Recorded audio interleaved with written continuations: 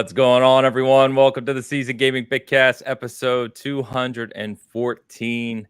I am your host, Ainsley Bowden, and we are right on time, as always, with these fine gentlemen in front of me here. So, that you look like a chicken kind of while you're doing that, Travis. So I'll start with you. What is up? Like only his head was moving. It was very odd. But anyway, Mr. Tie Guy Travis is back from his week off last week. Parts unknown. Yeah. Exotic locales, mystery, and adventure as an IGN reviewer. Perfect. Hi, McClunky.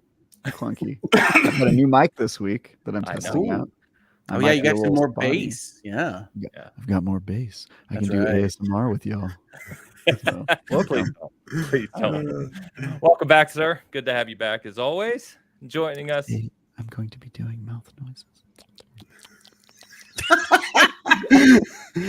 That is no way to start a Sunday. No way. No.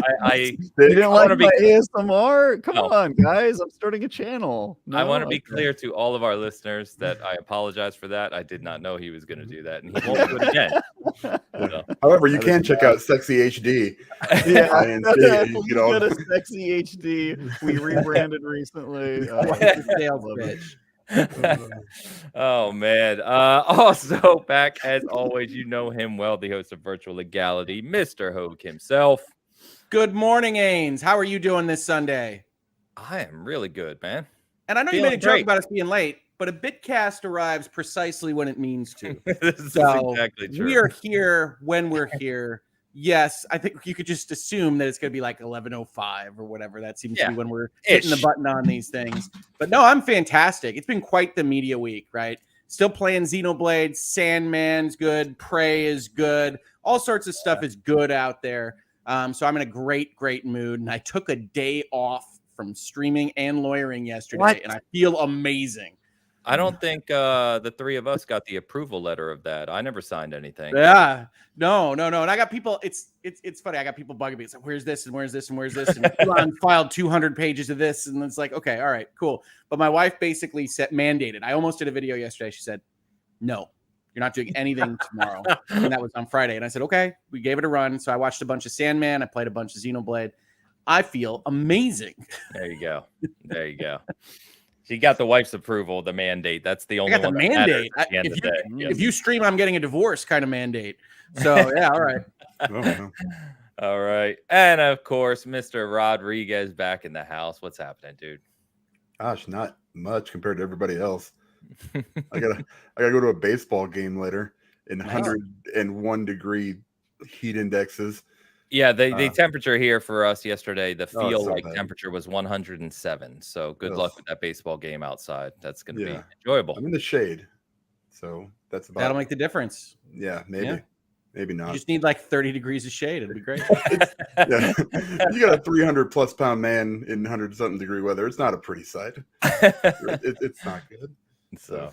But anyway, good to have us all back. I always love, when the four of us are here ready to rock. So today it's actually a relatively quiet kind of game week, but we have some topics to talk about. Some new releases coming up.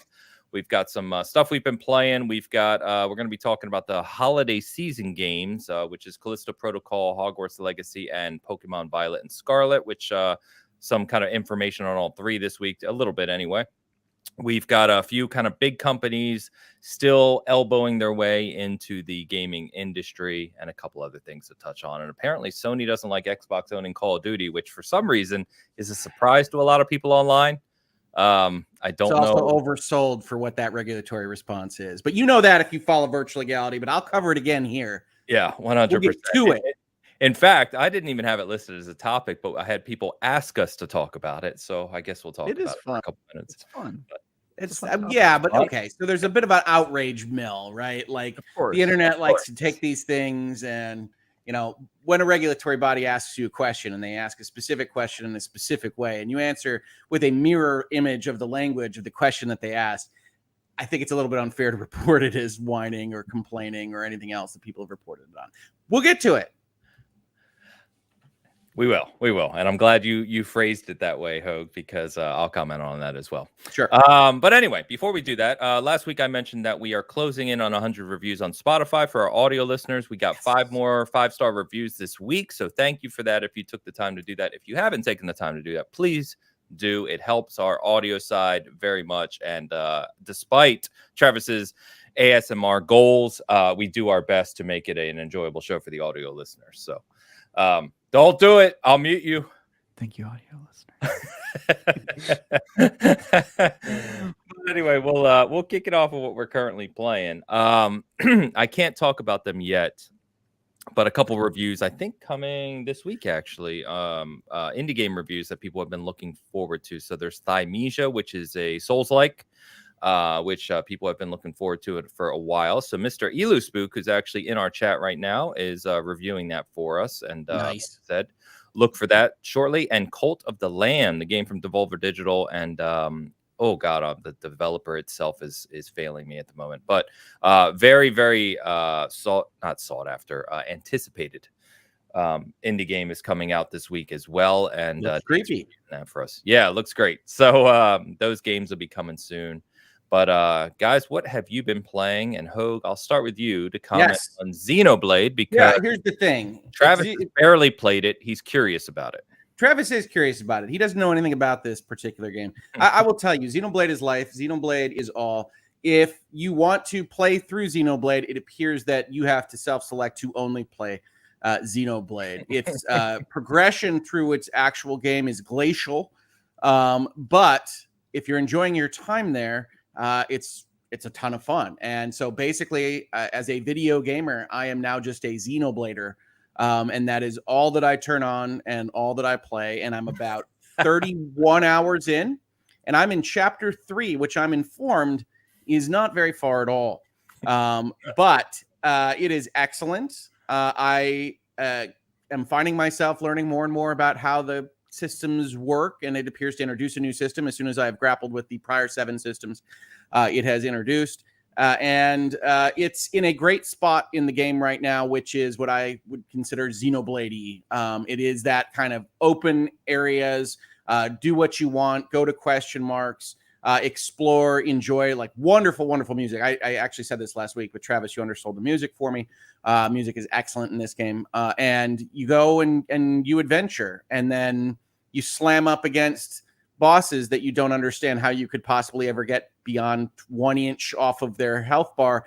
And you try to figure out how to advance in those kinds of things. So right now I'm kind of blocked on 2 hero quests and the main quest.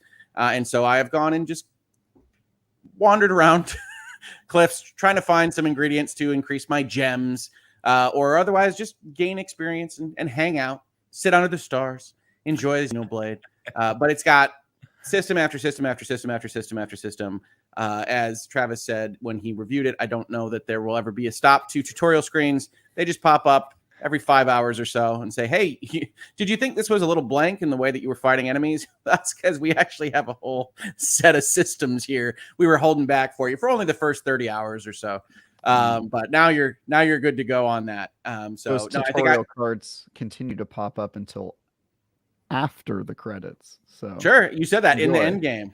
Well, and it is funny because you start the game and it's so streamlined. Like you have no choices on anything, that it's like, well, okay, this is interesting. People were talking up this combat, and then they really hold back, and you can't do anything about changing your arts until they let you, and you can't do anything about X, Y, and Z until they let you.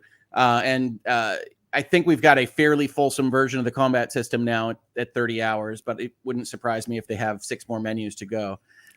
So Travis is shaking his head there. It's like I said, fairly fulsome. It's like I got interlinks, I got fusions, I got classes, I got arts, I got gems. Yeah, you have like 60% of the combat system. It's looking good. But Gecko says this is a 120-hour long tutorial. Well, it's not so. No, it's not like that, right? You can have games that hold your hand the whole time. It's just that every 10 hours are like, so you thought that was cool. If you play board games, it's like, let's add an expansion deck. Like let's add another thing in there that you can worry about, because as you've probably seen in screenshots, you've got 17 circles on the ground. You've got 3 things lighting up on the right. You've got 3 things lighting up on the left. You've got another set of digital pad commands on the side, while you're also watching a big clock on the middle right go up at bare minimum. And you're basically keeping track of all those things. It reminds me of Final Fantasy 12 a little bit more, which is that you've won the battle or lost the battle by your setup by the time you start, almost. And then you're kind of tactically keeping track of how everybody's doing and kind of making revisions on the fly. It feels a lot more like a general or something than, say, Final Fantasy 15, where you're just zipping around and hitting people with your sword. But I love it. Its plot is interesting. It's maybe a little bit more goofball-y with some of the stuff than I would care for. But other than that, it's significantly more serious side of things than Xenoblade 2 was. So it's kind of Xenoblade 1 to X mashup. It actually has a fair amount of X in it, I would say. But it's a lot of fun. I love it. It's currently a 9 out of 10 for me. Travis says that lines up with his experience, but that it gets worse a little bit towards the back half of the game. We'll see if I ever see that back half, because I do generally get distracted by shinies at about the 50-hour mark, just because things come out and I can only put so much time in. So we'll see. I think I'll try not to get distracted because it is one of my favorite games of the year so far. So that was a very long way of saying Xenoblade, awesome. That's all I'm playing, so that's all I have to talk about. That's in terms fine. of light tone, I will say the tone certainly shifts and goes more to a more adult tone of Hogue. So if you do get to chapter 5, I think you'll really start to like the game a lot more. And then in terms of combat and the tutorial system, it is true. It sort of is a 120-hour tutorial, but it also has to be, because the combat system has to keep throwing new stuff at you to be engaging. I think that's actually one of its strengths, is that it just continues to grow throughout the duration of the game and beyond the first playthrough of the game, which is just crazy to me. There's always stuff to focus on, always stuff to be improving, and that always feels good, right? So I have no the tutorial better. They could explain better. I don't really hate cards that interrupt the game, but they do a good job at building on the system, which is cool. Yep. No, and I hear you on maturity. I actually think it's a fairly dark world. I think my main complaint is, this isn't a spoiler, I think, like the consoles, like what they've gone with in this kind of like Power Ranger moon people is like, well, I mean, that's a direction. Every time it cuts to the theater, it is pure cringe. Every single time. The whole game, and they do it so much. They love that. Oh my god, it's so bad, man. You haven't lived. They've had a man in like a chicken helmet be like, "So what, M? I will get them." Yeah. Okay. All right. And they all have like a JRPG. They all have a thing. Like one guy just speaks in Old English. He'll be like, "They doth, oppose us," and you're like, "Oh, what the?" Yeah, and then you have but the rose is such a beautiful flower. Should I get them? It will end them like the rose wilts in the sun. Yeah. Wow. Yeah. Wow.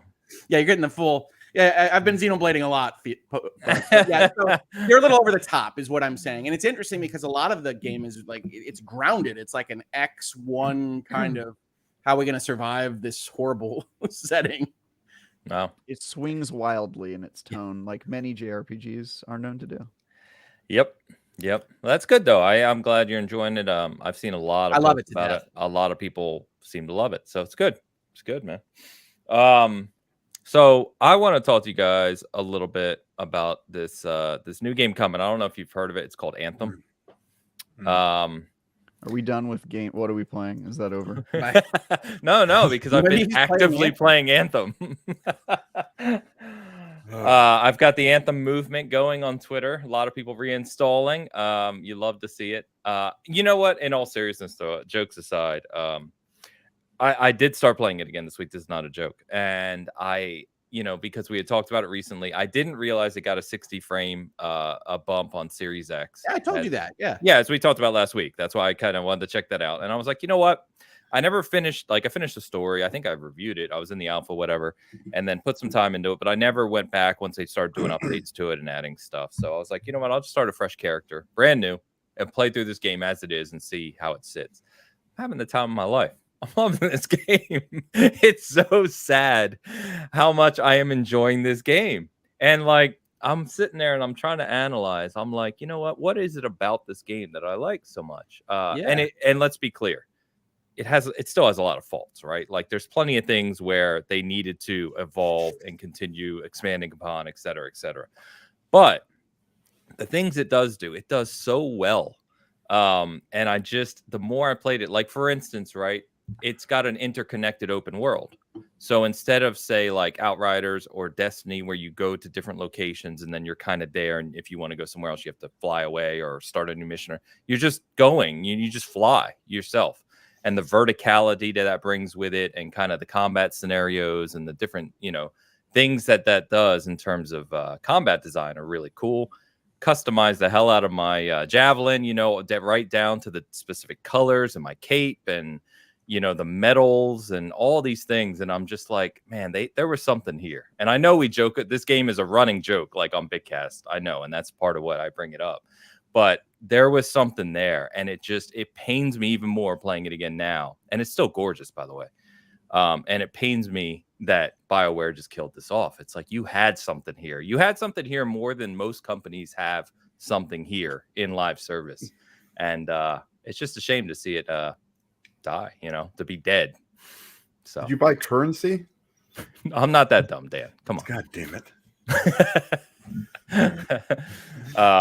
But yeah, it is, all jokes aside, I am enjoying playing through it. It's just like reliving, 3 years ago. But it's something we've got here, Ains, is we've got a game that I talk about at length that you're not going to play.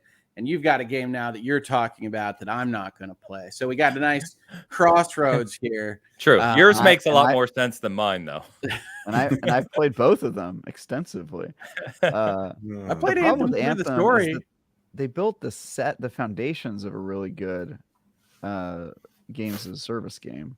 They forgot to put any content in the game is the main problem. And then they for sure did not set themselves up or plan for building on that content and adding stuff to do. It's like a gorgeous game with nothing to do. It's like a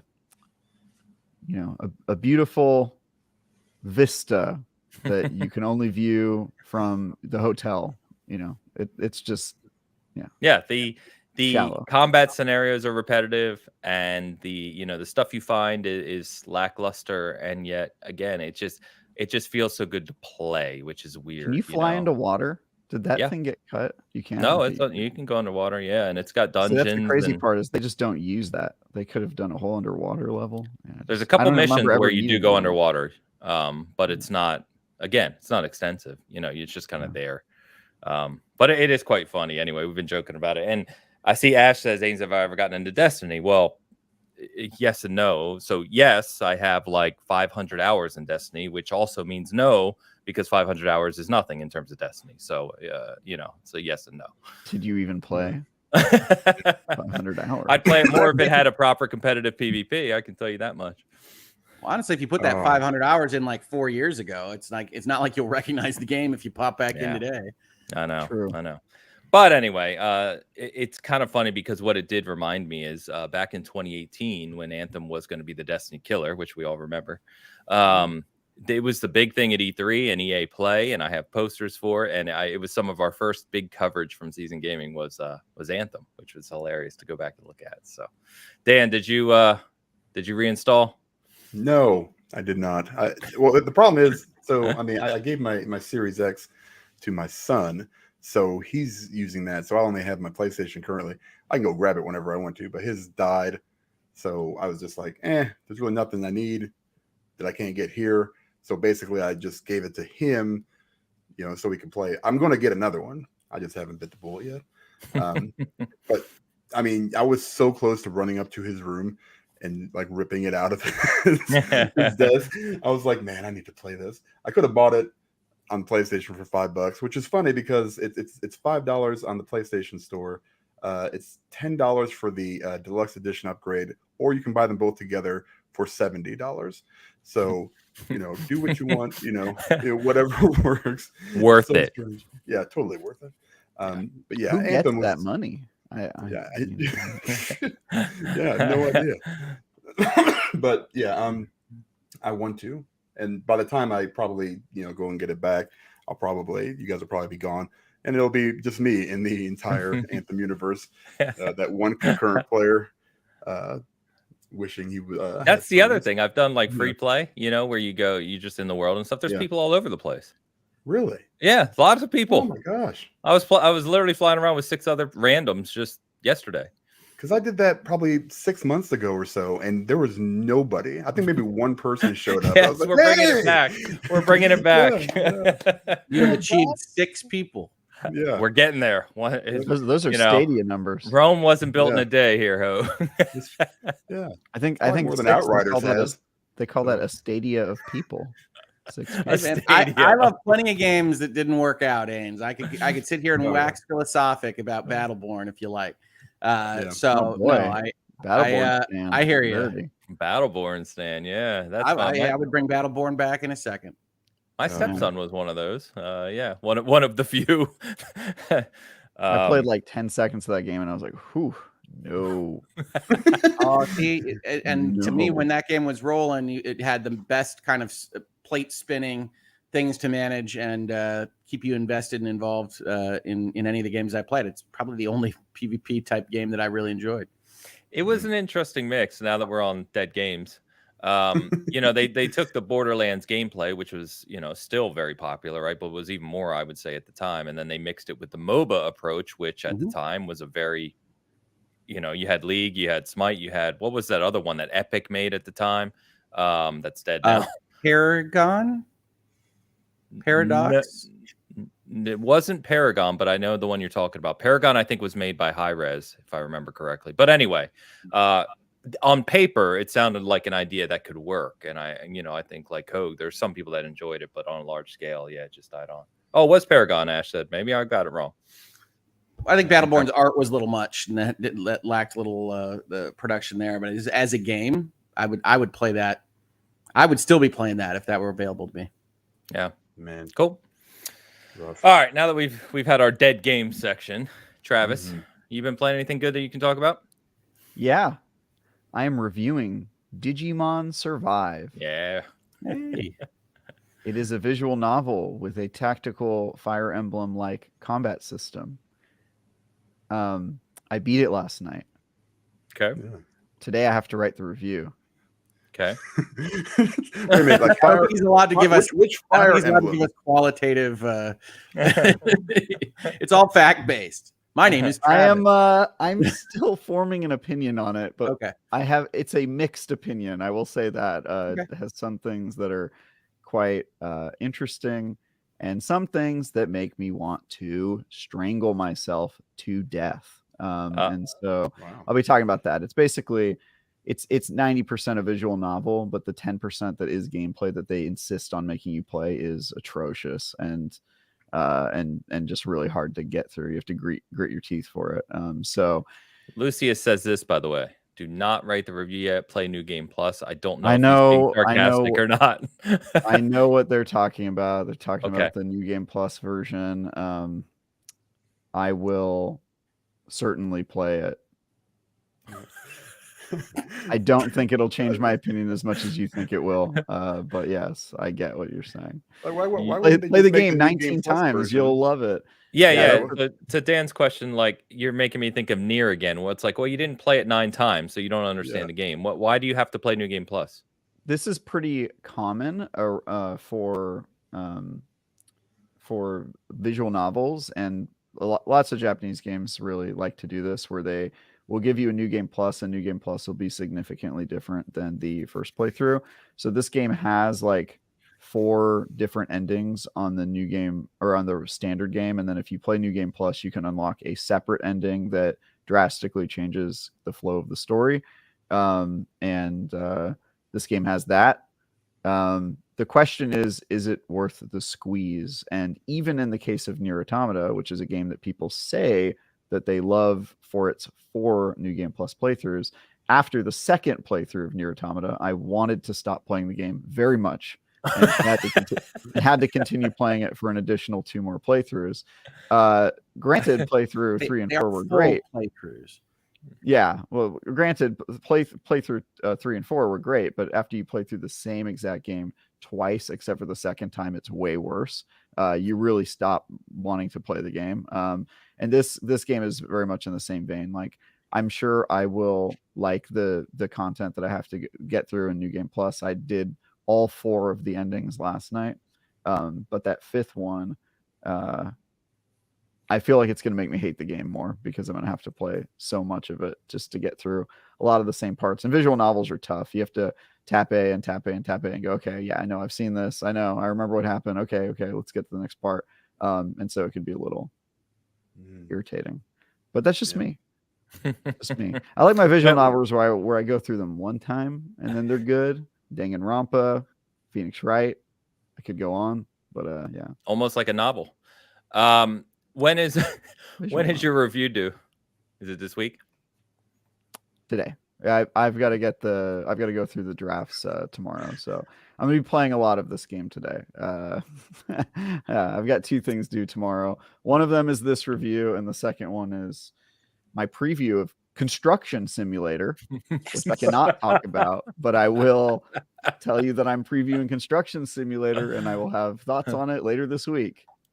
Nice. Yeah, So this is the games I've been playing. Yeah, right. I've been playing a lot of the reviews have controlled my life, really. I've just been, I went straight from a 150-hour JRPG to a 40-hour Japanese visual novel, and I'm looking forward to getting back to the West a little bit when I'm done with this. It's just been a lot, and so yeah, but it has been fun. You look about 6 years older. I mean, I didn't want to say it, but I will vouch for Xenoblade is a lot. So I don't know how our friend Travis managed it in 3 weeks. Hey, it's not Postal 4 and Nerf Legends. I mean, look at it that way.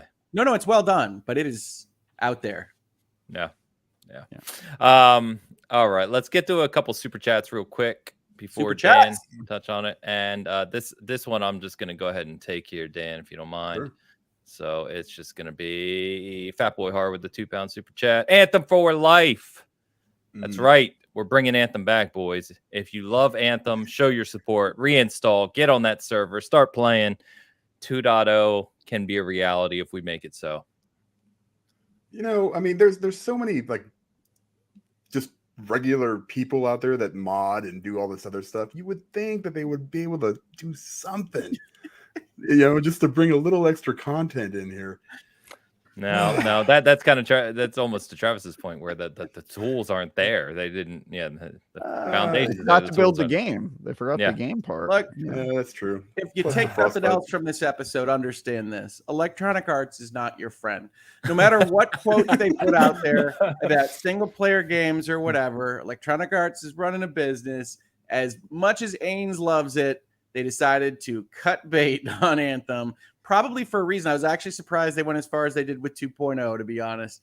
And so I love you. EA's not bringing it back. So it's not. Anthem for life. Enjoy what you've got while the servers are still on. Yeah, I know. And it's and then we'll change its name to Elegy or something. Yeah. Sad. EA is actually famous for not bringing things back. That's one of their main. I think it's one of their principles of their company. It's true. It's like Warner Brothers, man. Yeah, they also never shut studios down. Travis, why are you giving them hope, man? I feel like you're standing in the rain and Ains is Hawkeye. It's like no. You got to be honest here, all right? I'm not giving them hope. I'm trying to tell them that it's dead, man. It's gone. I know. I just don't want to accept it. It's one of those. It happens. I was also excited for Anthem before it came out. I thought that game had a chance to be like not a Destiny killer, because I think that is a crazy overused term, but I thought it had a chance to be like the new Destiny, and I was excited to be a part of it. Got all my friends to buy it, played it a ton, but you got to take the L when you get the L. Yeah. Well, I mean, look, my brother was excited for it, and he gets excited for nothing. And so I have a working thesis, and it's if he gets excited for it, definitely don't get excited for it. So I think the last 2 games he was really excited for were Cyberpunk and Anthem. And he regrets his life choices. I love Cyberpunk, man. See, nobody loves Cyberpunk. You accept Cyberpunk compared to the overall vitriol aimed towards it. I refuse to believe anybody loves that game. We can talk at length about how it is not at all a worthy successor to what we saw them right in Witcher 3, and Witcher 3 is the better game. I'm not debating you there, but I still I just can't imagine loving Cyberpunk. It is a-okay. You don't have to imagine it. You're looking at it. Yeah. From the mind and voice that brought you a love of Anthem comes a love of Cyberpunk. No, it's hey, if you love it, that's great. I'll go down with this ship. Yeah, I know lots of people who love Cyberpunk. Love it. Cassie, Tom Marks, who was the reviewer at IGN, they love that game. It did not click with me in the same way, although it did when I replayed it a year after. Yeah, you know, the 14th warehouse in a row where you just wind up, going in and doing the same thing for the 100th time with the same kind of BS little text messages explaining why you're going into this particular warehouse is really what broke me before realizing there was like 94 more warehouses. And so, yeah, it's maybe one of the more disappointing games, and that's without the bugs and things, right? That's just like, oh, this is what you guys spent the better part of a decade making, huh? Okay, cool. It's a great game. All right.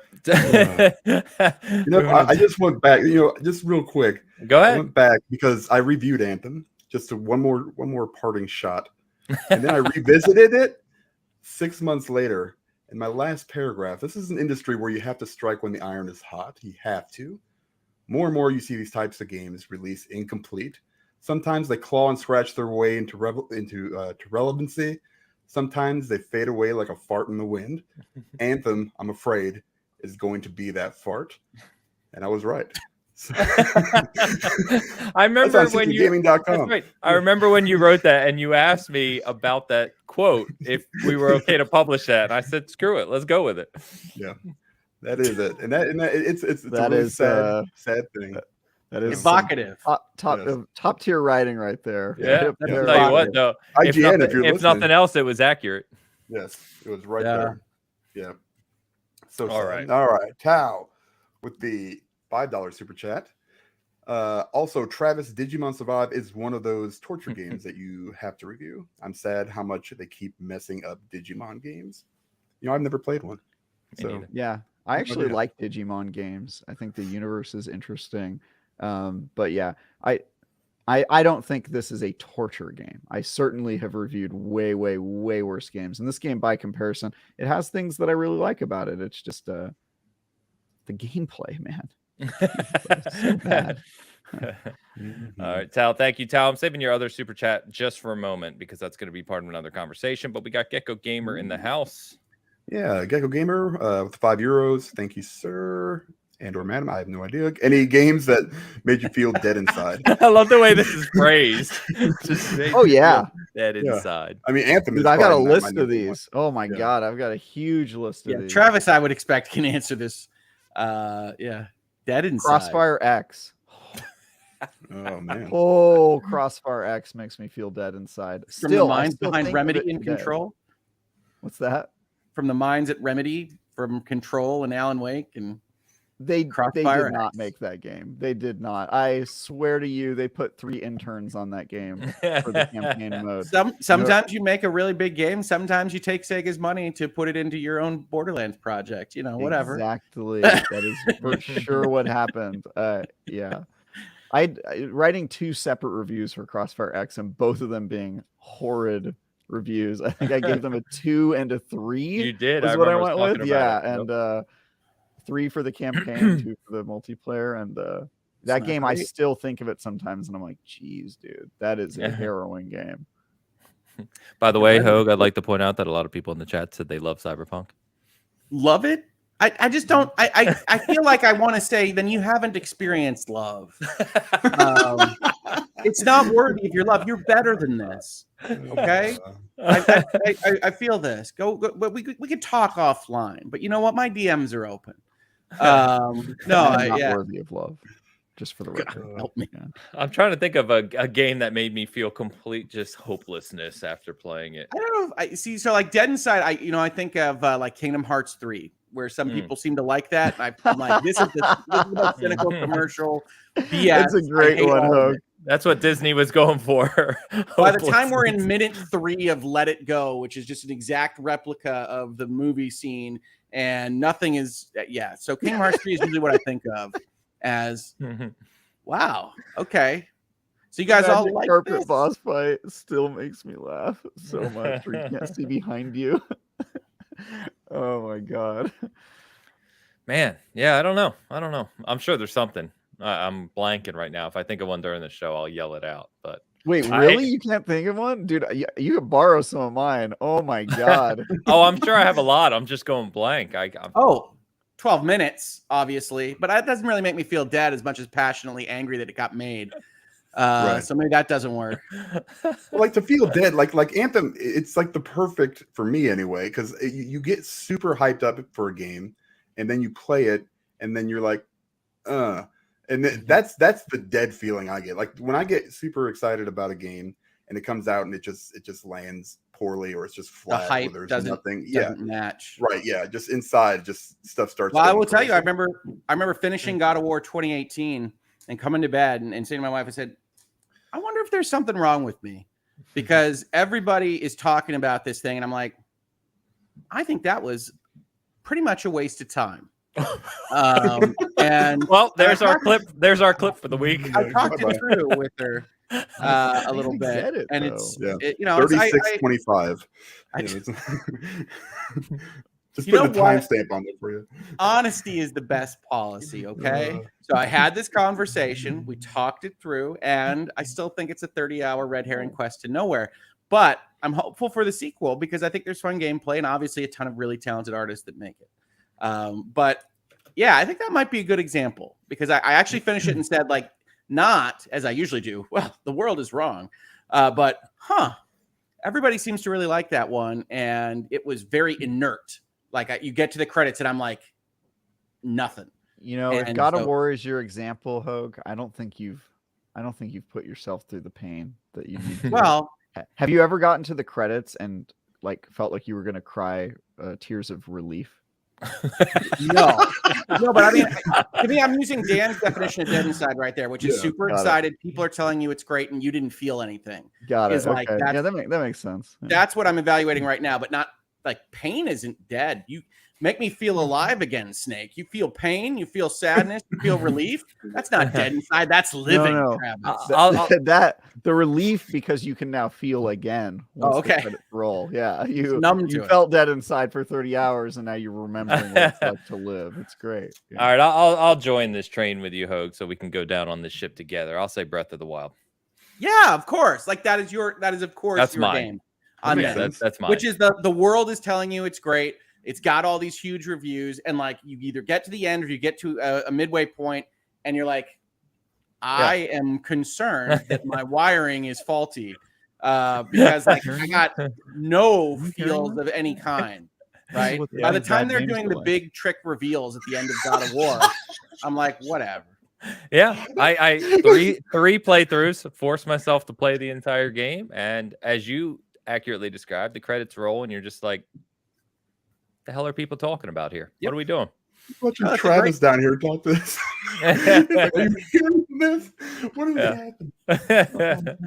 Well, Gecko, that was a good question, my friend. Yeah, that's a great question. Wait, read his follow-up. There's a follow-up chat that I feel like I must address now so that we don't fall back into this. It was this other super chat. From Gecko? No, the other super chat. Oh, well, yeah, I was getting there. I'm sorry. I got you. Sorry, it's a related question. Yep, got it. Don Lionheart in the house. Yeah, Travis has already made a ready-made list of games that made him feel dead inside, but needed 18 months to think of his favorite open world game. Oh, don't bring that back up, Don. Don't bring that back up, please. Caught up on the podcast. Dang it. Okay, let me address this.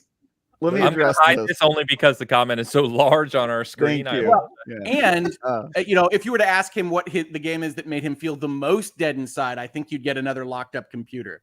Exactly. So that's my point, is that this one was easy for me to answer because it was a reasonable question. It was, give me a list of games that you didn't like. And if you said, give me a list of your favorite open world games, it would be fine. But if you asked me to choose my least favorite game or my most favorite game in any broad category without sufficient filters, then your data query will get stalled because of vagueness and He'll crash. He'll just crash. I will crash. I will need a reboot. Okay, so that's why I was able to answer this question very easily. Travis runs on Windows Vista. This is the problem. I do run on Windows Vista. It's just either end. You can't ask him to give like the quantitative distinctions or the superlatives. You can ask for everything in a category. He's good. But if you ask him to like rank them, you're done. Yeah, that's yeah.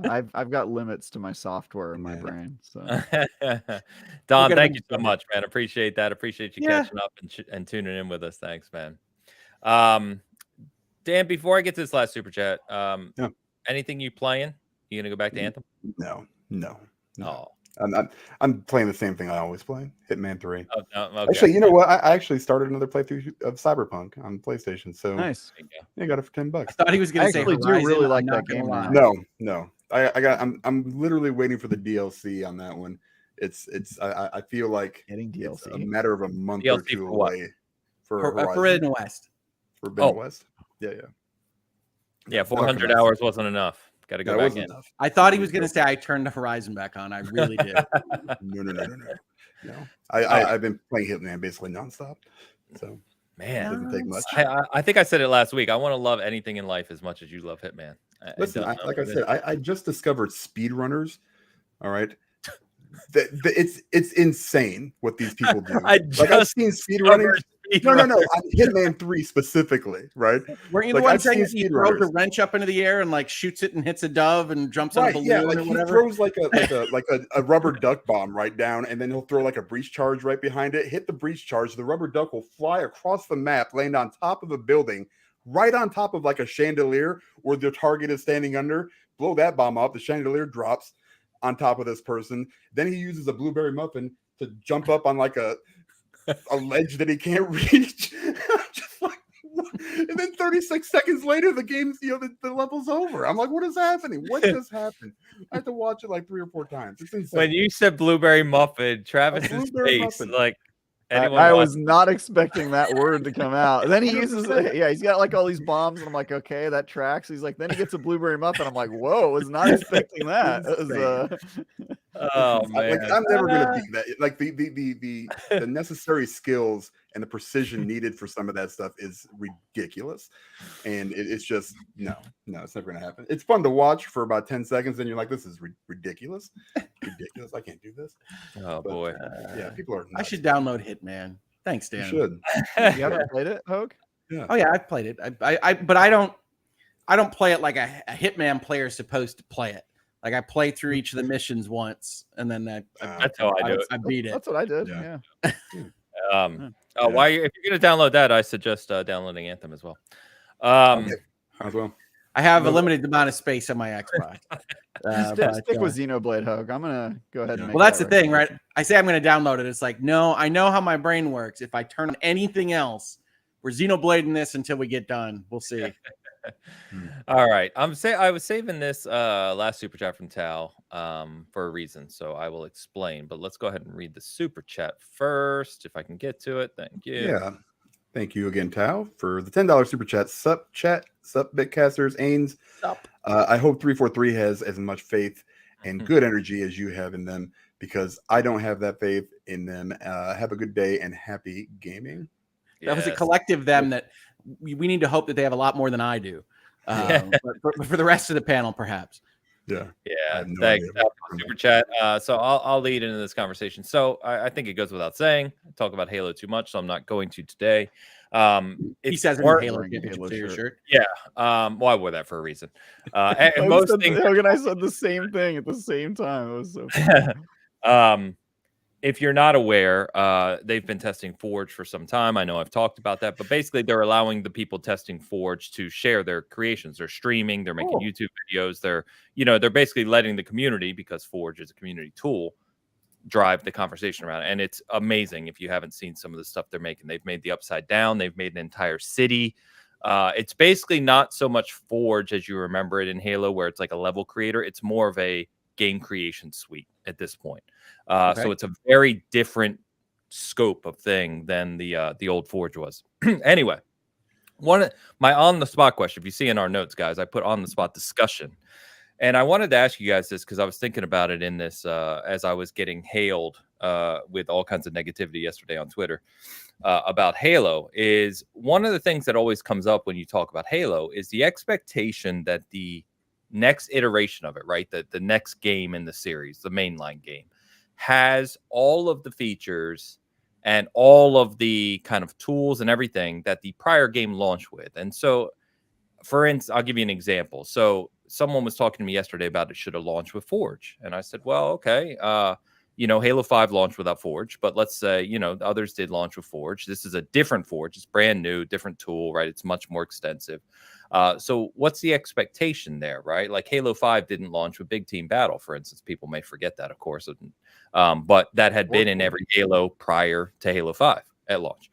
So not specific to Halo, but in general, I was thinking through this and I'm like, is it a fair expectation that sequels, follow-ups, what have you, if you think about any games, you can talk about Horizon Forbidden West, you can talk about Witcher 3, you can talk about any sequel out there, series that you want to think of, but is it a fair expectation, especially as you start to enter the live service arena, that the next game has everything and more that the prior game had? And as I thought about this more, Destiny 2 is probably another good example when they did that kind of restart, Travis, for your benefit. But as I was thinking about this more and more, I was like, I don't think it is. I don't understand the concept of the prior game had this, so the new game has to have that and more. Does that make sense? Yeah, I think I would lean on the opposite side, which is that I think it is fair for fans to demand everything from developers and then therefore be maybe reasonably disappointed when it's not all there and not be irate about it. But I think it's totally fine and probably even beneficial to developers if fans expect more from their games and expect that they will contain all of the stuff that they want, their hopes and dreams. Not only would I say that it's fair to demand that a game has everything that the last game had and more, I think it's fine for you to demand that the game has things that the last game did not have, because you're playing other games. There's stuff from other games that you like and that you would like to see in your game. People want a battle royale in Halo Infinite. I don't think that it's that necessary, but a lot of people want it, and that's totally fine on them to do it. So I would just say that I think it's totally reasonable for fans to be like, why isn't there co-op? Why isn't there Forge? Blah, blah, blah. Yeah, I'm not talking about Halo specifically. Yeah, I also think it's totally fine for developers to just ignore them and not put those things in the game if that's what their creative vision is. It's just that, like, that's the constant push and pull, right? Fans versus developers, and developers have to choose what battles that they're willing to fight and which ones they're going to commit to give the players what they want. And it's a very interesting discussion. But I think to your question, is it reasonable? Totally. I think they're fans. They buy the games. I think they have a blank check to complain as much as they want and expect the world from their developers. And developers, their goal is to get as close as they can without killing themselves trying to make the game. So I think that's the relationship you sign up for when you become a developer. Well, they have to make the value sale, right? Like, I mean, that's what you're talking about, Travis. It's like, okay, you don't have Forge, you don't have whatever else, co-op.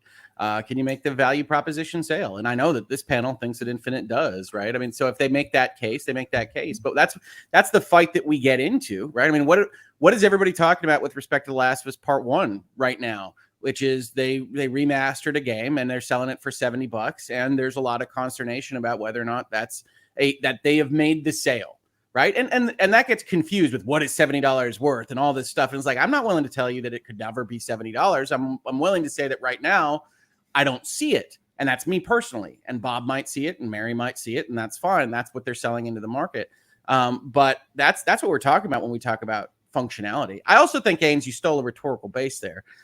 Which is to say that when you compare Halo 5 in particular, run by 343, coming down off of an expectation from either prior to them or rolling in forward from before Halo 5, that you can't use their diving off and not giving you what you wanted in the last one and say, well, look, they already showed that they're not going to give you what they wanted, so now we've reset the baseline.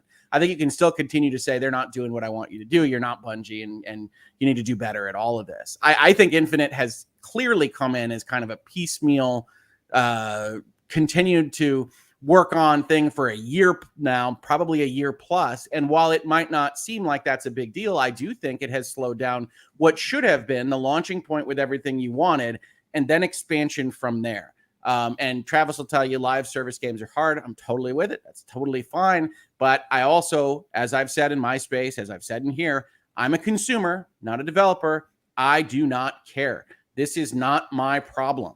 And so I can identify that it didn't have everything that I wanted to have in it. And it has clearly spent this team's time making the things it should have had at launch instead of giving me a campaign expansion, instead of giving me the season stuff that I want. And yes, they seem to be smoothing that out over a long period of time, but I could still complain about the year.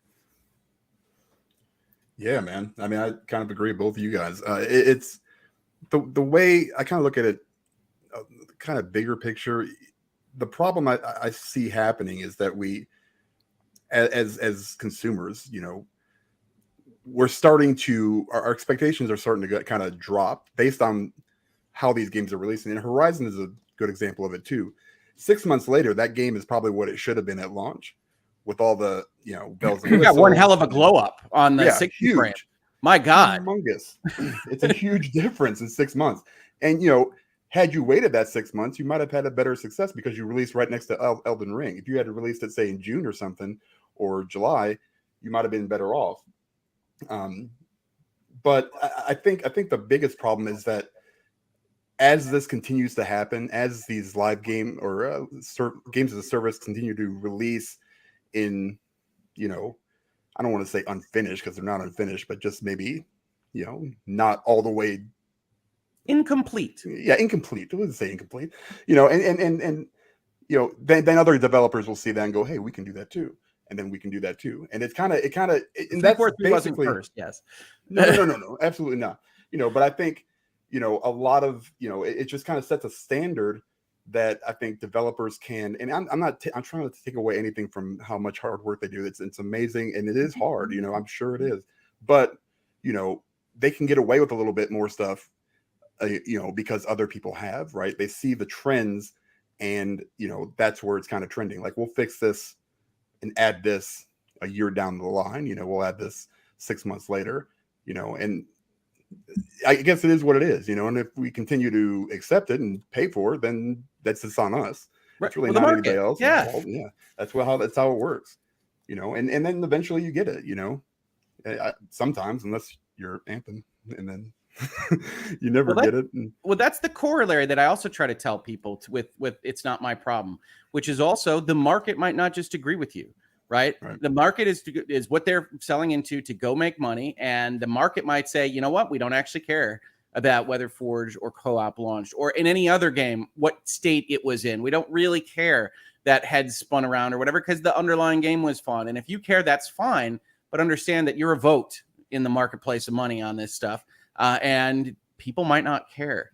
And that's hard for people to grapple with, I think, which is these businesses are trying to analyze what is going to get them the most money. And it might not be you or your vote or your consideration. Yeah.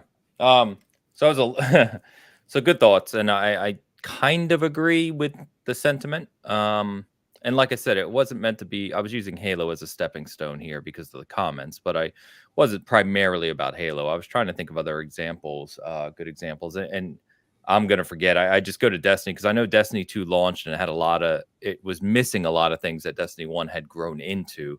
Obviously, I don't know the details. Kind of how Bungie rolls.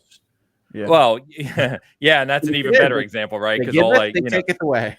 Yeah, well, I could rant for a long time about the misconceptions and the nostalgia goggles that people have for Bungie and Halo that are so incorrect. It is laughable at best, but I won't rant about that. But I was just more of a general sentiment. Again, I think we're entering an age, like if it's I guess my opinion would be, and I agree with you guys, that the consumer can set any expectation they want, right? I mean, that's obvious.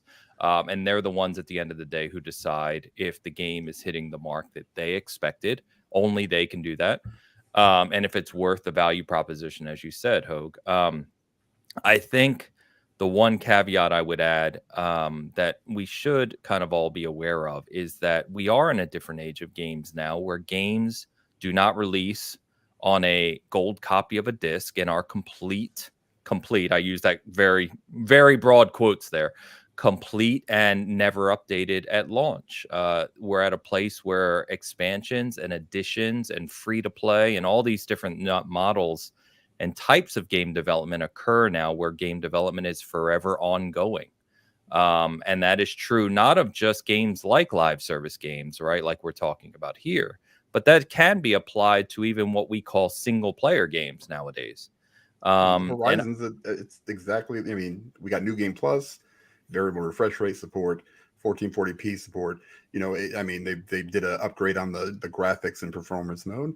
I mean, they added a ton of stuff. And a single player game, there's no live service, to it. So yeah, and they changed the way Aloy interacts, which we've laughed about many times. Yeah, but I mean, those are little things. But I mean, I would just say that the way game environment and development happens today, they are different, right, than they used to be. And I think it's fine to have all the expectations in the world. And this isn't about Halo. That's not what I'm talking about. I'm talking about in general.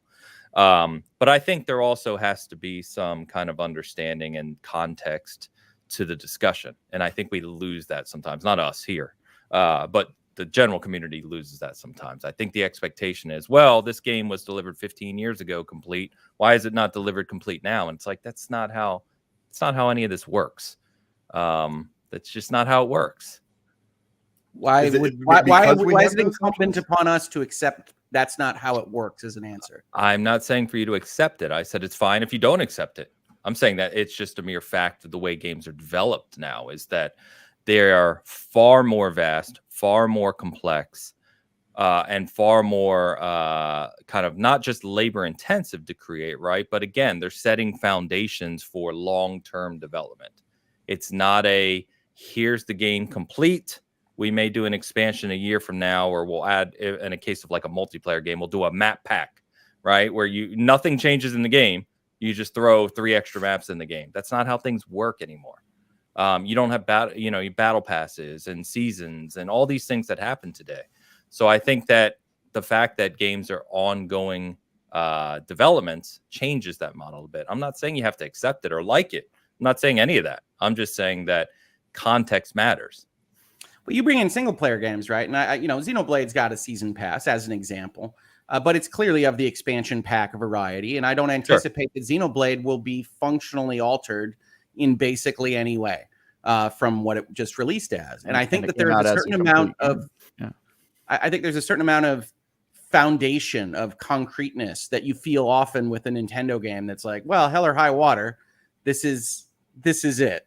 And I to me, that feels nice, right? Xenoblade is Xenoblade.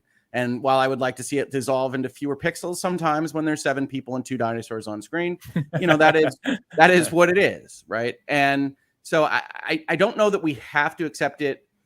On the other hand, for something like Horizon, it's like they're like I said, that glow up was significant. Like, I don't know if they had the wrong toggles or they hadn't figured out the magic or whatever, but it got a massive improvement on 60 frames per second graphics when they did that patch. And so don't not patch if you can do that kind of thing.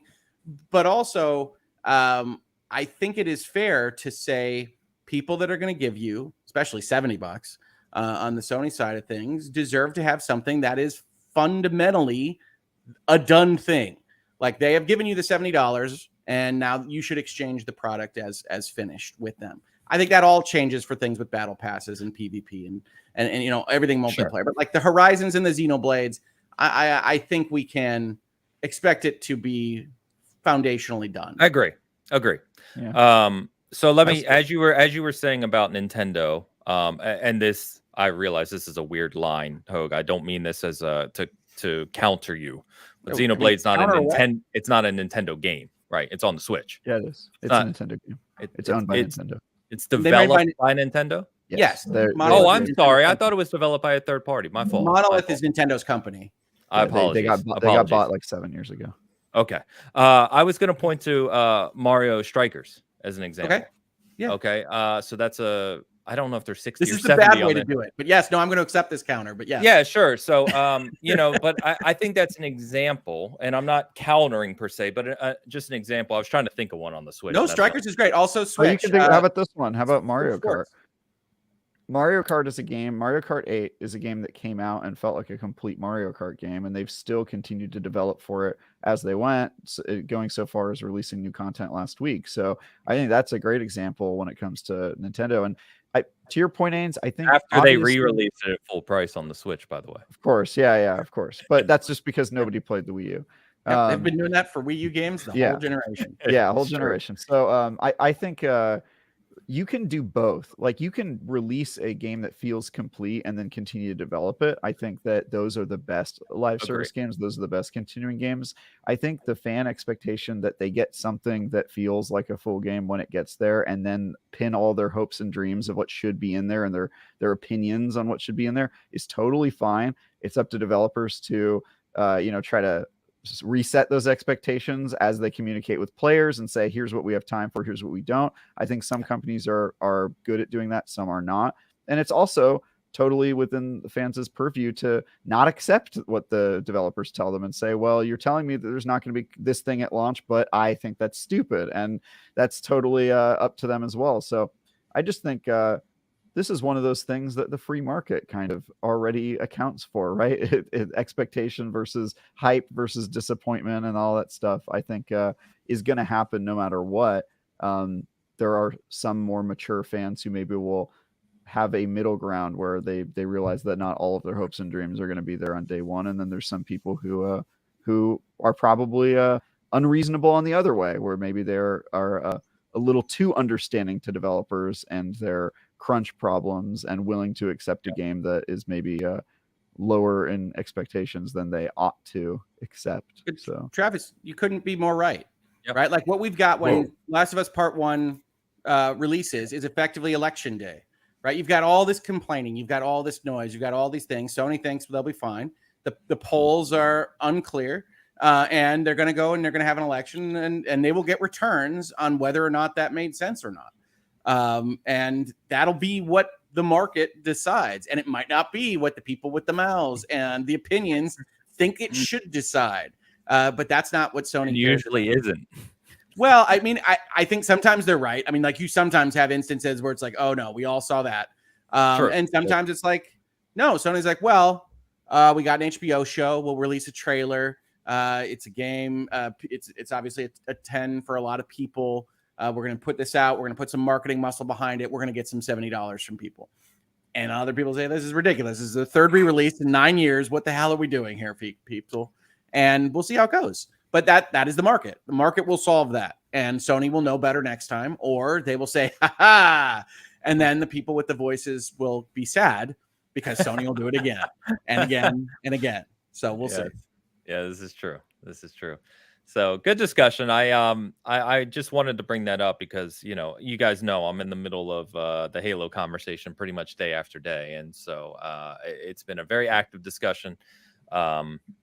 So we'll see. I think, sorry, I was reading the comment. I lost my train of thought. I think that it's a good discussion around just expectations in general and consumer expectation. And like I said, I think you guys are right that it's completely up to the specific consumer what your expectation is for a game, and you can have any expectation you want. If you expect the world, by all means, expect the world. Get ready for disappointment. Get ready for disappointment. Well, Travis said it right too, which is like, that's PR. That is community management. Like, that 100%. And that's the same as, I'm going to use the election comparison as well, which is like, you don't just take the electorate as you find them. You tell them what they should care about. You help them come to an understanding of what you're planning to offer on these kinds of things. And yeah, there are some companies that are good at it. People complain about Nintendo all the time. Nintendo mostly has its fan base eating out of its hand no matter what it sells and however incomplete it feels, right? Strikers, which is a good game, feels like an empty shell in which game content can be poured. And like, that's what they sold out to the market. And you really didn't see like a huge, enormous fight back against that. If Activision releases that game in that shell form, all hell comes out online. And that's management. That's PR. It's also trust. Yeah. It is trust. But you've earned that. yeah, Nintendo's earned trust, and fans know that even if it's light on content, that the core is going to be super and enjoyable. you'll get taken care of. But I have to admit, Ains made a great point, which is that I do hate this Nintendo kind of, we release 3/4 or 4/5 of a game and then say more will come in the summer, right? Like Nintendo Switch Sports, which I love. It's just like, we're gonna have more sports. They're gonna come sometime, and we're not gonna charge you for them. It's like, well, that's nice, except like clearly there should be like 2 more sports here in this game, and so like that's how Nintendo rolls, and that's okay. That's okay. But yeah, they sold it at $40. It was complete. It felt like you had enough to do when it came. That works. Yeah. There you go. A couple more super chats to get to, and then we will move on to our main topic here. I'll take this one, Dan, only because it's pretty much directed at me. So Tao follows up, $10 super chat. My main issue is multiplayer casual / rank MMR issue. So MMR issue, if you're not aware, MMR is the hidden skill rating that is used in a lot of competitive games and co-op. If I play online, it's going to be sweaty. This is true. With that in mind, I'd rather just jump into a fighting game and get thrashed as much. So I think those are fair complaints, Tal. The only thing I would say back to that, which you may not realize, and if you do, fine. Halo has been that way since day one. Halo has always had a hidden MMR rating since Halo 2. It has always been, both in social and ranked, a competitive skill matchmaking based game because they use Microsoft TrueSkill, which was upgraded to TrueSkill 2.0. It has always been that way. I think one of the things that I point out to people is that just along this Halo conversation is that in 2004, 2005, 2007, when Halo 3 released, you didn't have the environment in the gaming industry you have today. Halo was it. Halo was the online console FPS shooter. In 2004, that's what you played. There was Unreal Championship. You know, if you're on the PC side, there was Quake. There's these other things. But when you're talking about console space, it was Halo, period. That's not how it is today. So I think that these types of things, these types of conversations are driven by the fact that people have expectations from a different time. So anyway, I just could add on to the MMR thing, please. Just because I play Destiny, a game that has no skill-based matchmaking at all. You don't know how lucky you are. MMR makes matches feel at least reasonable, and if you don't have that, it's the Wild West, and it's the worst possible experience. So just be glad you have MMR. Go play a Destiny match. Go see the other side. Go see what happens when there's no skill-based matchmaking and casual, and you fall off of multiplayer immediately because every single match is either you destroying the opponent or you getting destroyed by the opponent, and there's no middle ground ever. Call of Duty, no matches same way. feel balanced.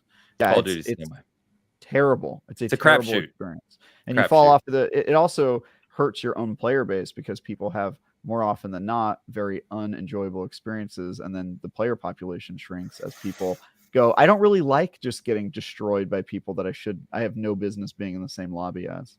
So yeah, we're begging for skill-based matchmaking on the Destiny community right now. I don't get what the issue is. All I want them to do is have it be a fun time for me every time, and match me with people that give me a modicum of advantage.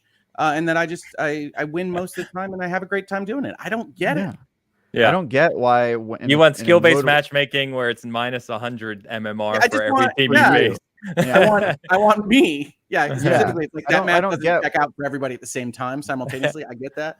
Why? No, I want me to have just 51% chance to win. Yeah. Why is it that in a mode where 50% of the team has to lose, that it doesn't feel good for me 100% of the time? I'll never get it. Exactly. Yeah, that is phrased extremely well, and you would be you wouldn't be shocked, Travis. You understand, but I have that conversation on nearly a daily basis about that exact topic, and it's like when you have a team-based MMR calculation, you're going to have that. There's going to be the whole goal is to make the match close, right? Even-based teams, but you're still going to lose 50% of the time. Like that's. Does anybody know like how that's figured? Right. Like because I used to have a friend that was really big into Halo, and he would make accounts over and over and over again, just start new accounts. Yeah, basically, and just jump in and just annihilate people early on, especially. Is that in the Halo 2 days, there was a thing called de-leveling where people would just join the lobby. No, get Halo themselves 2 was killed. perfect, Travis. You weren't there. People would get themselves killed for hours and hours and hours to arbitrarily lower their ranking to get them in a bracket that was lower than them. Very true. And they would just jump into matches and suicide, and they would do that for like 6 hours just to get their manipulate their bracket. So there's lots of ways to do it. I've heard from Bungie devs that there's a pseudo skill based thing that's based on time played. It has nothing to do with the amount of matches you win or your KDA. There's some systems that do it based off of like your ELO or your KDA and how well you perform against people that are better than you or worse, and then it tries to like put you into a group. There's a tons of philosophies about this. I actually love talking about how people do skill based, but the worst way you could do it is to have no MMR and then do what is called a snake draft, which is where the top player goes on one team, and then you go and you get player 2 and 3 and you put them on one team, and then 4 and 5 and put them on like a fantasy football draft type thing. Yeah, exactly. It's like doing dodgeball picks or whatever. But the problem with that method is if the lobby itself has no matchmaking, then the delta between player 1 and player 4 is so wide that the draft makes no sense, because then it means that player 1 has to carry for what player 2 and 3 would be doing, and then by the time it gets to player 4 and 5 being on that guy's team again, the team's already going to lose, right? And then player 1 feels like they're constantly carrying. Player 4 and 5 feel like they have absolutely no chance of helping out in the team, and the people who are on the bottom half of the snake draft feel like they have absolutely no way to impact the match for better or for worse, because they're so far from behind that they're sort of just watching other people play multiplayer, and they're kind of just in their background. They're like wallpaper in the match. Yeah. It's crazy, man. It's a crazy. And Travis is highlighting, rightfully so, some of the nuance that goes into the conversation around skill-based matchmaking. But the point is, right, if there was a perfect system where everyone could be happy playing every multiplayer match, every game would have it, right? It's literally there's no golden arrow here. There is actually. It's called a bot mode. That works real well, you know. And go play if you want to win every Halo. match, go play Halo Infinite bot mode. You will win. Go play against the bot. But or play 400 hours of Horizon Forbidden West, and you don't have to worry about any of it. So I'll go back to Xenoblade. Right. But the funny thing is, player in the chat points out, and I wanted to joke while we're on this topic, one of the Halo Pro players, Halo 2, if you didn't see this week, the Halo 2 Lasso Challenge was actually beaten, which no one thought could ever be done. If you don't know what that is, it means Halo 2 on Legendary with all skulls on. It's without dying. A streamer offered $20,000 to anyone who could actually do it, because it's never been done in 18 years. And a guy did it this week, which even like Bungie and 343 didn't think could be done. It's that hard. So anyway, Halo 2 was trending, and I saw a pro Halo player comment that you had to be around to understand how big Halo 2 was, which is true. But he actually commented in his tweet about there being the glitches, the lag switching, the rocket jumps, like all the stuff that you could bounce around the map on by messing with the physics, how fun it was. And I took a step back and I laughed, because I was like, I agree with you, but if Halo Infinite had those problems today, they would be blasted like across all social media for having those types of problems. Lag switching. Yeah, lag switching. And I said, this goes back to the nostalgia goggles. People remember all these fond things. They forget all the moment-to-moment issues that those games had. And it's very funny to just kind of read these things today that we thought were fun or acceptable 15 years ago that are no longer acceptable. So anyway, that was a far longer conversation on that topic than I anticipated. But good chat, guys. Good chat. Mm-hmm. All right. A lot of comments on this too. All right. Let's jump over to a couple different topics. I wanted to mention about just a few updates on kind of holiday season, because like I said, news is pretty light this week. But we've got 3 kind of big games that should be launching right near the end of the year, which are Callisto Protocol, Hogwarts Legacy. We actually saw more of this week, which I'll touch on, and Pokemon Violet and Scarlet, which I have some info on here. Travis, I hope you can help me a little bit. So we'll start with what? Sorry. We'll start with Callisto Protocol. We'll start with Callisto Protocol. So I was reading about this game this week, and I found one thing which was really funny. But just a reminder that this comes out on December 2nd, so right in the tail end of the year. It takes place in 2320 on a moon on Jupiter. You have to escape this prison. They're not talking too much about the story just yet because Glenn Schofield said that the mystery behind the prison and what's happening is part of the story. So they're not showing too much about that specifically. Did find a funny quote that this is no longer part of the PUBG universe, which I guess I had forgotten that it was originally announced as part of the PUBG universe, and that Krafton, the company that publishes PUBG, is actually publishing Callisto Protocol. So Glenn Schofield came out and clarified that there's no longer any lore ties between PUBG and Callisto Protocol. Good to know. Rip PUBG, I guess. That's pretty bad when you don't even want your new IP to be associated with an IP that sold like 1 billion copies of the game or whatever. But yeah, it's crazy. Yeah, and that Josh Duhamel is the main voice actor here, who's so. I didn't expect that response, Hogue. He's the lead of Callisto Protocol. He is, yes. Okay. Cool. Why was that so funny? Handsome man.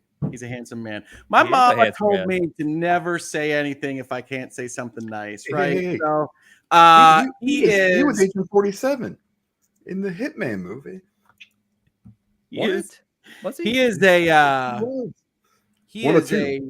a working Hollywood actor. No, I don't think he's very gifted. I always get him mixed up with Chris Pine. Okay. Chris Pine is very gifted. That's how you tell the difference. Oh man! You ever watch that? You ever watch an old TV show called Las Vegas? James Caan. I do. I remember the show. Yes, I do. All right. Josh Duhamel was ostensibly like the male, handsome love interest lead. And he was outacted by, I think, everyone in the show, including like the guest kids that they would have on for humorous episodes. Oh. But look, great. I'm sure he's wonderful. I mean, he sounds like he's good for a horror game. Hogue. I don't know that I don't think it's the toughest task to go and walk through the butcher shop in the prison on the alien planet or whatever. So I mean, I think he'll be fine. Also, Mrs. Hogue loves Las Vegas, the show. So she said, "I love that show. So don't ruin this, Hogue." There you go, Hogue. You better not bad enough Las Vegas on this show, damn it. Hogue. I don't. I would be surprised if she loved Las Vegas, the show, for the presence of Mr. Transformer himself, Josh Duhamel. But yeah. If you guys can't put a face to that particular name, he was the military lead in the Transformer movies. But oh boy, yeah. Was he in the new Star Wars show, Boba Fett? No. Who was that guy? No. You're thinking of Mr. Justified. Who's that's the guy I get mixed up with, not Chris Pine. I get him. Right, he's talented again. See, the issue you have is you keep naming talented actors, which I don't blame you for. Josh Duhamel is essentially a swimsuit or like Calvin Klein model that happens to be in front of cameras on occasion. But I feel strongly about various actors.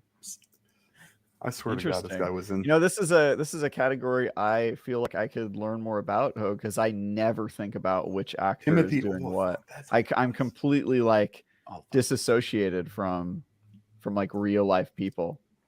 That's it. In games. Yeah, I love movies, right? I love TV shows. I don't have any issue. I'm sure he's a lovely person, but he's very wooden actor.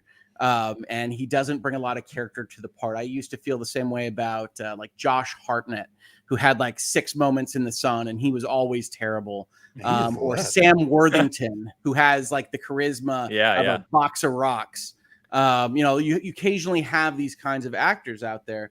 He's in the new Avatar, isn't he? Sam Worthington. I think he's back. Sam Worthington, yeah. Well, they got stuck with him because he was popular 10 years ago when he was the box of rocks of the day, and now Avatar took a full decade to come out with the sequel, and so it's his.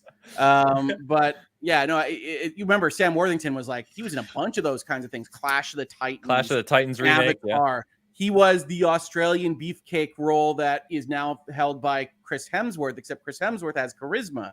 So it's, you go through and you go down the line of these actors. And we're way far afield from discussing Callisto Protocol. I just wasn't expecting the name Josh Duhamel to come out of your head. And so I reacted as you saw me do. It was great. For those of you who may watch The Office as well, he was the guy that came in later in the show, who was the good-looking, to Hoag's point, the good-looking salesman that they tried to top in that show for a few episodes. I don't know if you remember that. Like season 6 or 7. No, I'm pretty sure Oliphant did that, not Josh Duhamel. Yeah, 47 was Timothy Oliphant. I told you I get those two mixed up all the time. They look exactly the same. Wow, and then Ains did it like moments later. That's great. Well, Timothy Oliphant is definitely in The Office as like the hot salesperson. I don't know any. No, I'm not wrong. He's in there. Okay. Yeah, Josh Duhamel. He went on a date with Pam, and Jim gets jealous about it. You don't remember this? If you watch The Office, you know this. Yeah. Yeah. If it's the later years after Jim becomes an entrepreneur in a sports app company, we're past where I remember with specificity The Office. It is later. Yeah, it is later. Yeah. Anyway, that was your Josh Duhamel chat for this Sunday. Sam Whitmer from Days Gone somebody said. Is that game? No, okay. So Sam Whitmer is Crashdown in Battlestar Galactica. That's where he comes to prominence originally. Then he becomes a voice actor in the Clone Wars. He covers a bunch of Star Wars stuff. He gets hired by Force Unleashed people to be the motion cap person for the Force Unleashed. He gets hired for Days Gone, and now he continues to do voice acting for the Disney line of Star Wars cartoons. At least he did until he said The Last Jedi was the worst Star Wars ever made. I have no idea whether he continued that job after that. Oh, he was the worst. Has he knows a lot about celebrities. Yeah, he's an encyclopedia on this Wikipedia. Sam Whitmer's in Callisto my too. age. Yeah. Sam Whitmer too. Yeah. Yeah, I don't like him. Yeah. He overacts. It was the worst. Like him as Deacon was just like there was a lot of that in Days Gone. There was a lot of things in Days Gone. A lot of brooding. Not many that were very good. Not great. No. You guys. He was good as Darth Maul though. I liked his voice. Didn't have to see his face. What was Travis? What were you gonna say? Finish the you guys statement. It's like you're talking about sports. I just feel like I'm along for the ride. You guys are saying a lot of things. I don't know what any of them mean. These are all things you've experienced. Yes. You just don't keep track of the people. Yeah, I don't know faces. I could meet the most famous person in the world. I'd be like, cool. I don't know. But Deacon in Days Gone is literally like that is Sam Whitmer's face. Like if you saw him in video, it's like that's him. Yeah, they motion capture. Okay. Yeah. Boozer. I don't know anyone. I don't know who that is. Sam Wheatworth or whatever you said. Man, you get outside of Troy Baker and Travis is just out. It's just Troy Baker. Troy Baker. If I met Troy Baker on the street, I wouldn't know who he is. You would know Troy Baker. Is he the guy with the man bun? Yes, on occasion. Okay. Let's just say yes. I honestly, I probably would not. I give my odds 30% me recognizing Troy Baker if I met him in person. Benjamin Too Good says Travis is in the corner yelling, "Go sports!" Sports ball. Score that goal. Right. I got a couple super chats relating to Callisto, so let's get to these. Right. We'll start with Pampa. Hey, Pampa.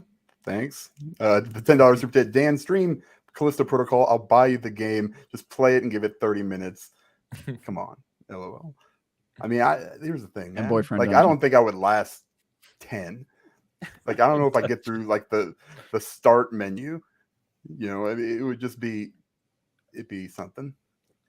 I don't even know how to do it. You wouldn't. To be honest with you. And this is your semi-weekly reminder that Dan played 30 minutes of Resident Evil 2 on our channel, and it's the funniest thing you've ever seen. So, I don't think you would survive Callisto Protocol, but we'll see. I barely can like feel my feet at any point. Anymore. I'm just saying. You know, I'm getting old. Probably diabetes. All I need is another heart attack. More like a medical issue than a horror game. Right. That's what I'm saying. That's what it would cause. It would cause some kind of what are you stroke or something. Half my face. Yeah, I don't want to deal with that stuff. This is like you shouldn't take Viagra if you have a risk of a heart attack. Right. Yeah. Exactly.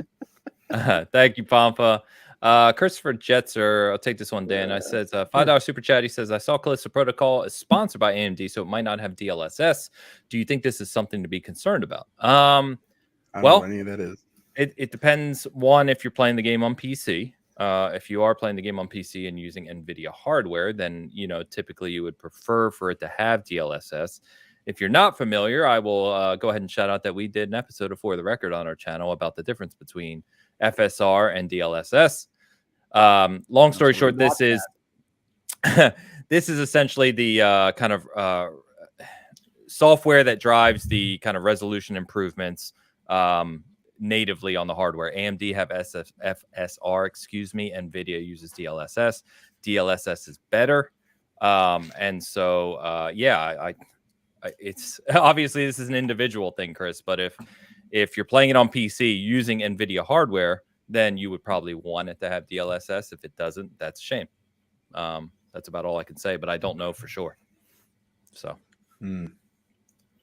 Well, to coin Travis's phrase, that was a little sports. No idea what you just said. Yeah, exactly. That was my sports moment. Yeah. Like I said, check out For the Record. Good series on our channel that talks about these types of things. I should definitely do that. Dr. Funkenstein with a $1.99 blank super chat. So appreciate that. He did follow it up with something that I'm going to literally have to Google again because I just Googled it. I just Googled it and saw it. So. Yeah, the guy that Pam goes on a date with later in the show was Timothy Oliphant, not that's what I remember. Josh Duhamel was never in the office. Listen, this is why I get them confused because they look exactly the same to me. So. Another commenter says I look like Troy Baker, so who knows? Yeah. You are okay. I'm wrong. So funny enough, I read this very quickly when I Googled it, and it says that Kelly, a character in The Office, that the guy looks like Josh Duhamel, but it's not him. So there you go. That's the joke. Yes. Sorry. They do look alike. Way too alike. What is wrong with this? Okay, that's funny.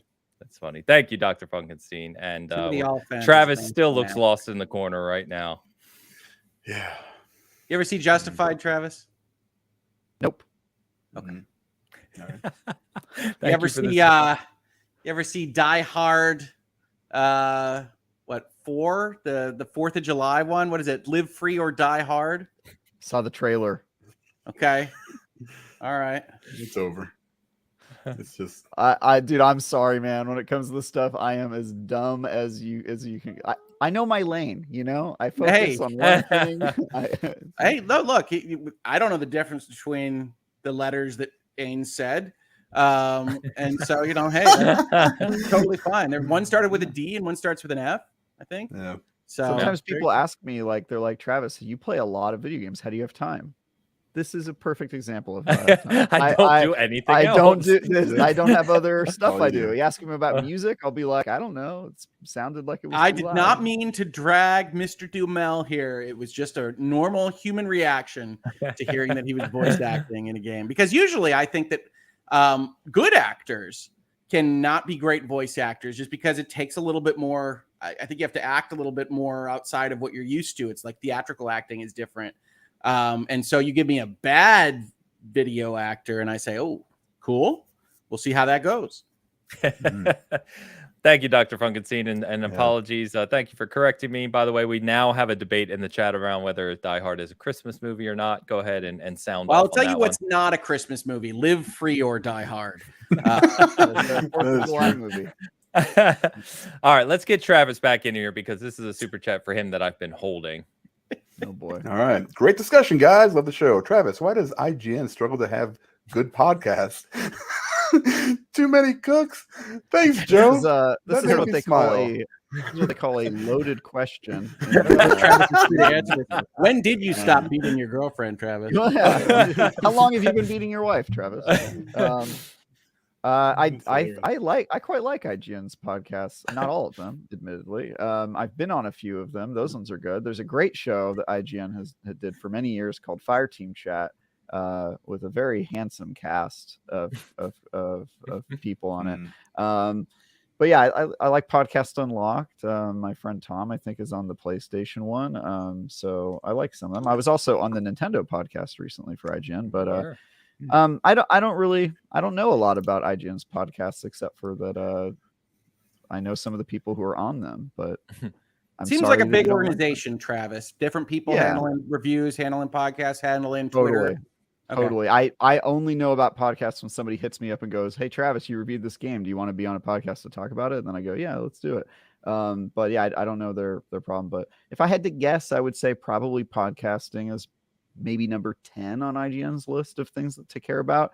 I doubt it's the most profitable venture. I think it's probably a labor of love, and we're mostly news and content and that sort of stuff. And that content is probably where we put most of our time and energy, would be my guess.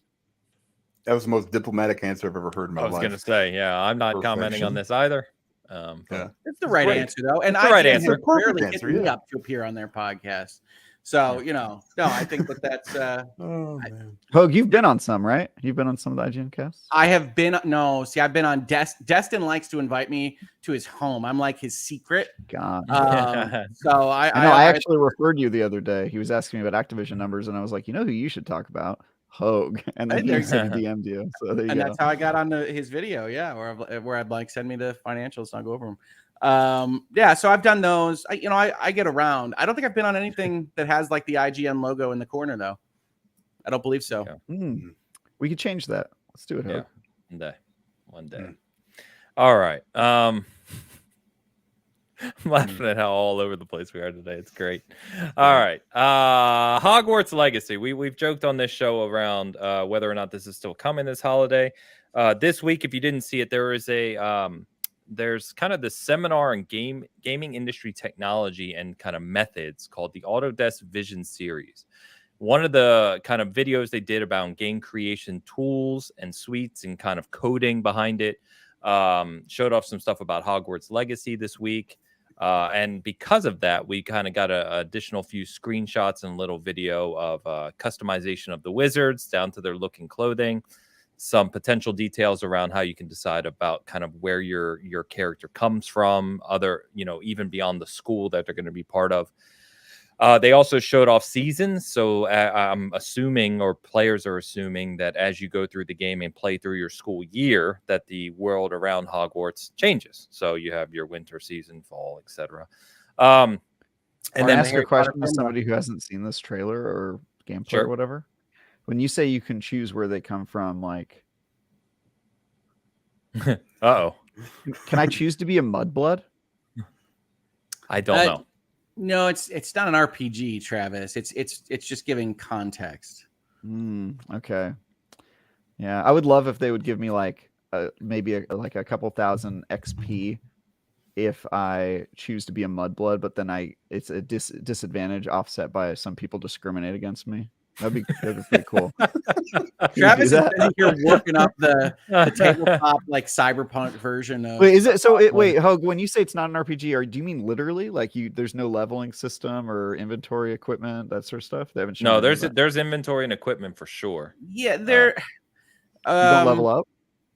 I don't know. They have not explained the systems of the game's progress. They've explained primarily how it feels to be at Hogwarts. We've got dueling. We've got classes you go to. We've got these various things. So those have to be filling up something. But we don't actually know, at least as far as I know, I personally don't know more about how those systems interplay. So I say it's not an RPG because I have a very specific thought of what an RPG is. It's at least an RPG light. Yeah. Okay. It just sounds like it's like, so far what they've shown is just basically the decoration for what the game is. I haven't really seen any solid, like real gameplay. Like, I would expect it to be closer to Bully than to that might be right. Fallout. Yeah. Interesting. Maybe it could be a bully at Hogwarts. It's possible. But I'd like, in terms of like a Rockstar Games RPG-ness, like I think that's more along the lines of where it's at, but who knows? Yeah. And then PlayStation has the marketing for this game. They did update the store with a whole bunch of new info this week if you want to check that out. But, and we got, as we said, I think 2 weeks ago, we got the kind of collector's edition content. So it is. When you say stuff about your character, where you're from, what do you mean? Because my head is like spinning with like, did they clarify that at all? Yeah, there was this little cinematic trailer trailer that was part of this game development series, and in that, right, they showed a bunch of tabs of the character creation suite. And so you showed like their outfits and how you can adjust your tie and your coat and your hair and look and all this stuff, right? You say tie? Tie, yeah. I knew that would get you. And then they showed girls wear ties at Hogwarts, don't they? Yeah, they do. They do. They wear uniforms. That's great. Yeah, uniforms. So you can adjust that stuff. But one of those with your character showed like background. And so to Hoag's point, I don't know if it's more of just like you're kind of as a player, wanting to kind of make your role within the Hogwarts school, right, and world, rather than it having a meaningful impact on gameplay. I suspect it's like a start your arts knowledge +1 kind of thing because love painting. Could be, but that would lead to an RPG. That's not the worst thing in the world, though. I mean, could they? Think about like the Elden Ring items, or like when you're selecting like just really light, just like little things. I mean, if they could put in some dialogue that references it, I would be pretty stoked. Like, I want to have fans asking for their expectations right here. Yeah, watching it happen in real time. Can I have this is true. I want to have Death Eater parents. Sure. Yeah, like something like that. You want to roll in as the Malfoys? I got it. Yeah, I get +1 to dark arts, but people think they call me a Nazi when I walk around Hogwarts. That sounds great. Let's do that. I want competitive wizarding PvP with skill-based matchmaking, and if it doesn't have that, this game is not going to meet my expectations, and the world will know about it. I heard Hogwarts Forge mode is going to be delayed. Yeah. I want it to have one of those 4 color matching puzzle games like Puyo Puyo. I want it to just be that exclusively. It is, and it needs the card game from High Isle too. That's right.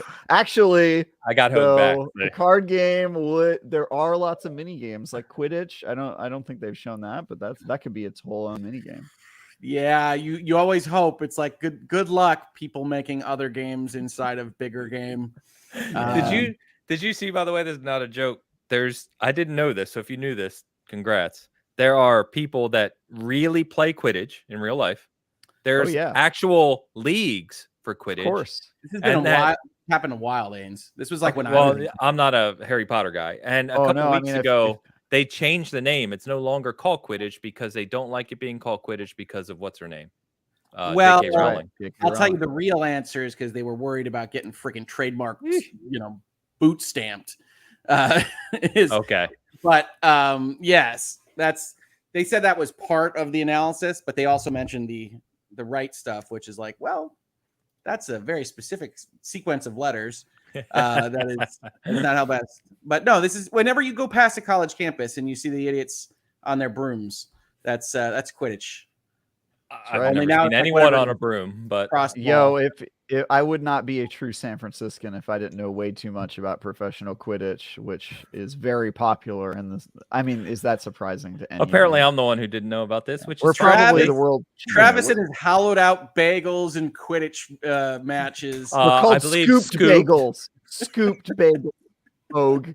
Okay, and they save precious calories. I can't defend bagels. It's terrible. Somewhere in San Francisco, outside of Travis's apartment, is a dude with a broom between his legs eating out a scooped bagel. Honestly, I love the city for how weird it is, but sometimes absolutely. Sometimes it leads to things that upset you, and that's it's funny. I am out of my depth, Gecko. I'm way out of my depth on this one. So but seriously though, it's been a long time. They've been playing like fake Quidditch for forever. That's so since before the books were done. Yeah. Wow. Okay. Yeah, I didn't know that. Or if I knew that, I quickly erased it from my mind. I don't have room storage space for that information. All right. So in my quad. So given my age, it's been a while. Oof. Okay. Well, anyway, so it at least the signs you would expect to see of a game that may still release this holiday are being seen. I think we've all said before, we hope it does. Still don't have a date as of this moment, but we can hope. I think it slides to January or something. Like even the announcements you're seeing is like the leaked edition. This particular portion is from a professional conference. Like none of this is the pathway of get excited about buying the game. It's all separate. Not in state of play. But you're watching the blocks come into place. So it's like, I don't think it's a year later or anything. It's just instead of December, it's January or February, I think. Like that's how it feels to me. I'll play it whenever. It looks amazing. But yeah. Yeah, I'm with you.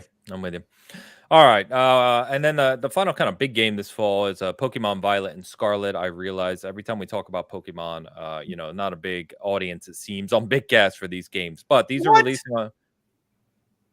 Get excited, people. There you go. This is them Folks, taking the Arceus model and putting it in the modern world of Pokemon. This, by the way, will release. You actually saw a blowout video for this game. And it's going to be fun. People not excited about Pokemon. That's a shame. It released on Friday, November 18th. As usual, you can get the dual pack, which, by the way, is the greatest scam ever invented. It takes place in the Paldea region, which you can see more footage of this week, actually. There was a video on it. If you're not familiar, they're calling this the first kind of true open world Pokemon RPG. Did you play Arceus? Because this is Arceus, but with like cell phones. Yeah, exactly. And it will support up to 4-player co-op as well. They haven't talked about all the specific capacities that 4-player co-op is supported. But, that's a feature that they were talking about. New legendaries, new starters, the typical Pokemon stuff. So anything else to mention on this one, guys? Because I am, again, out of my depth. I'm going to go sports ball Travis on this one. Nice. Okay. Pokemon. He's not a Pokemon guy. I think this one's going to do fantastically well. I think Arceus was their proof of concept, and I think this is going to be their most popular Pokemon of a few generations at this point in time. So I think that they've got a good formula for this. I'm going to be that adorable duck. That adorable duck is adorable. That's why we call him the adorable duck. And he is going to be a lot of fun to bring around in Pokemon. Obviously, I'm a father of 2 daughters. We are getting that day one. But I think it's going to be a good time. I think Nintendo is figuring things out. I think everybody that makes Nintendo games would love it if that Switch had a little bit more power. So I think we're going to stretch for Scarlet and Violet, but I think that it is going to be a big deal. But so if that's mid-November, how come Harvestella didn't make this list, Danes? Only because we talked about Harvestella a couple weeks ago, and it comes out November 2nd. But Yeah, I know. I did see it when I was going through. Lucia says Quaxley Gang, which I'm assuming is one of the new starters. The adorable duck is Quaxley. Yeah. All right. It's going to be great. Get excited, people. I did see something about Pokemon bikes when I was looking this up. New legendary Pokemon that you can ride around the world. Yeah, why not? Yes. Sure. Yeah. That's been in Pokemon a couple of years. Yeah, I kind of agree with Hoag's assessment that Arceus was sort of like them piloting out this format, and POC. It's one of the Pokemon games that fall off the map the quickest, I think, because it was so specific. It was for like hardcore fans, and it was a little weaker in certain areas, especially I'd say the open world definitely felt like a beta. But yeah, I think this game's going to be awesome. Obviously, the Nintendo Switch is somewhat limited when it comes to open world games, but just because a game is running in 540p, which it certainly will, does not mean that it is a bad game. Xenoblade Chronicles 3 also runs in 540p, looks very good considering the device it's on most of the time. It looks very good quite often. Quite often, and quite often it also doesn't look good. So yeah, but yeah, you're dealing with the hardware that you're dealing with. I'm sure that every developer has to figure out where they draw the line. Some deal with that better, some deal with it worse. I expect Pokemon will probably be the former. It'll probably deal with it pretty admirably, and they'll pump out a good Pokemon game. I personally am a huge Pokemon fan, so I'm excited for this. Not right now. I just got done reviewing Digimon, so I don't want to play it this instant, but I'm interested in playing this when it comes out. So, as I have all the other Pokemon games, actually. Yeah. Yeah. No, it goes without saying that I'm in the minority here. This game is going to sell like bonkers, as we know. What I've going to penetrate the zeitgeist. I really have a strong feeling about this one. Arceus feels like it was released in Canada, like an iOS app that was like the test. And like that worked, and now they're bringing everything that is Pokemon that people recognize to what they built over there. And this is Arceus works, like it just works as a fun time, and then you put it into a world that people care about more, is more approachable for them. this is going to be a very, very popular Pokemon game, even for Pokemon. Yeah, just my opinion. That's what I think. No, I was about to say the same thing, Hogue, is that you know, when I watched the video here, even not really being interested in Pokemon, and I did buy Shield and tried to get into it and just couldn't get into it. But this one, you know, from everything I read in the video and stuff, looks to be taking that next step for Pokemon as a franchise. So yeah, cool. Good stuff. The Arceus model, I think, is a reaction to some of the response to Shield.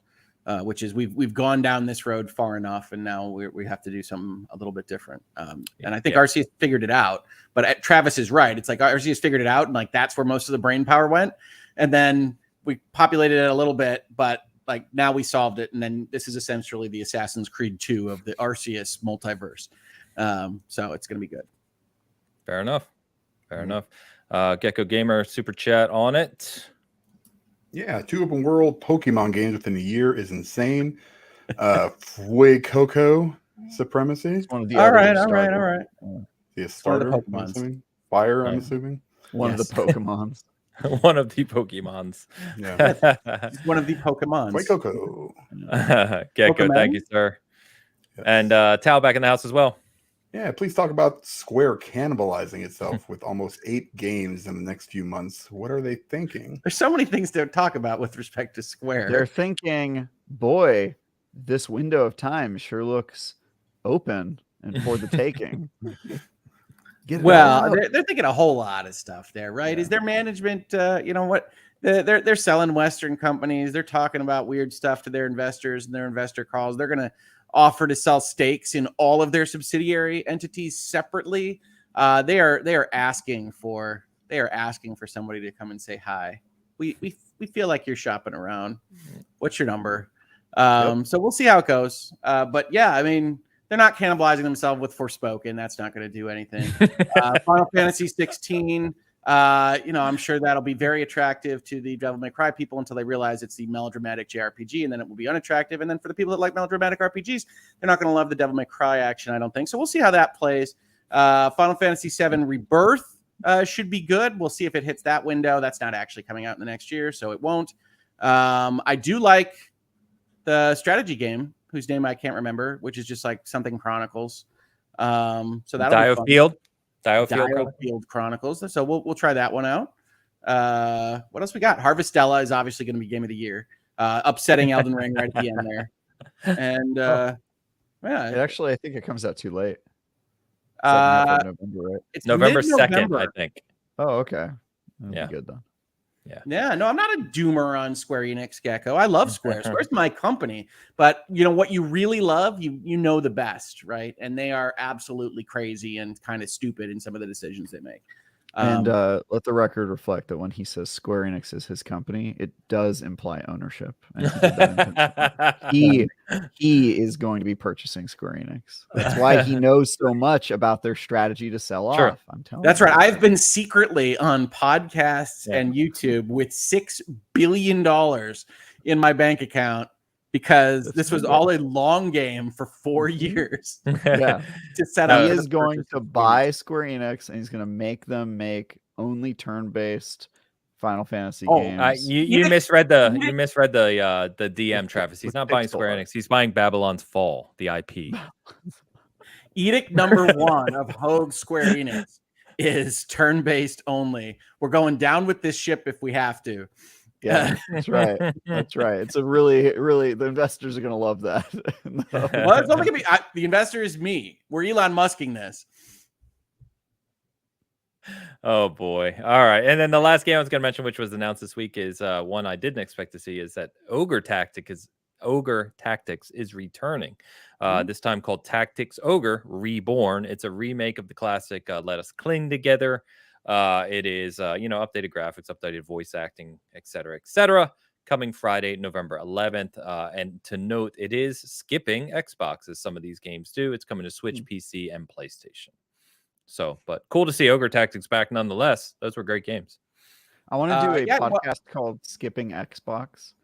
and we just talk about games that inexplicably didn't come to the Xbox platform. That's the entire show.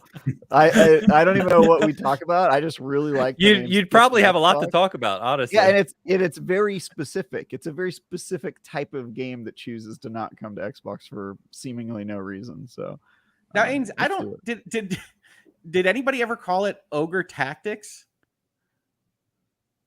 I could have sworn back on the Super Nintendo or the N64 there was an Ogre Tactics. No, so those are Ogre Battle games. Ogre Battle, I'm sorry. That's what No, it's all right. So the whole series is called Ogre Battle. Yes. And then I'm pretty sure it's always been Tactics Ogre, because in my head I've always thought, that's kind of weird. You're using tactics as an adjective. Like, I remember younger me thinking this. And so, yeah, I'm pretty sure it's always been Tactics Ogre. But yeah, Ogre Battle 64, those kinds of things. Yeah, Tactics Ogre is excellent. Now, I would prefer that said Final Fantasy Tactics on its cover for the remake. But I think that's coming. I don't think you make Tactics Ogre if you're not also making Final Fantasy Tactics as a remaster. Yeah, I mean that's going to be the far more popular one, I would say. So yeah. Before we hit the next topic, we're going to touch on Sony's comments on Call of Duty, which Hogue did a video about, so we'll let him lead that way. But Dan has an appointment he has to get to, so Dan, we're going to say goodbye to you for the rest. Don't melt. Hydrate, Dan. Hydrate. That's what's going to be happening. A lot of hydrating, and yeah, I have nothing to promote. Nothing to plug, so I love you guys. Play Hitman 3. Amazing. Yeah, play Hitman 3. Play some more of that. All right, we'll see you guys. Dan, have a good day, man. See you. You own stock in Hitman 3 as a single game. All right. All right. Let's talk about what we were asked to talk about, which is, all right. Microsoft acquiring Activision Blizzard, and you can keep me honest here, Hogue. But there was basically a poll among publishers, I think from Brazil, if I recall.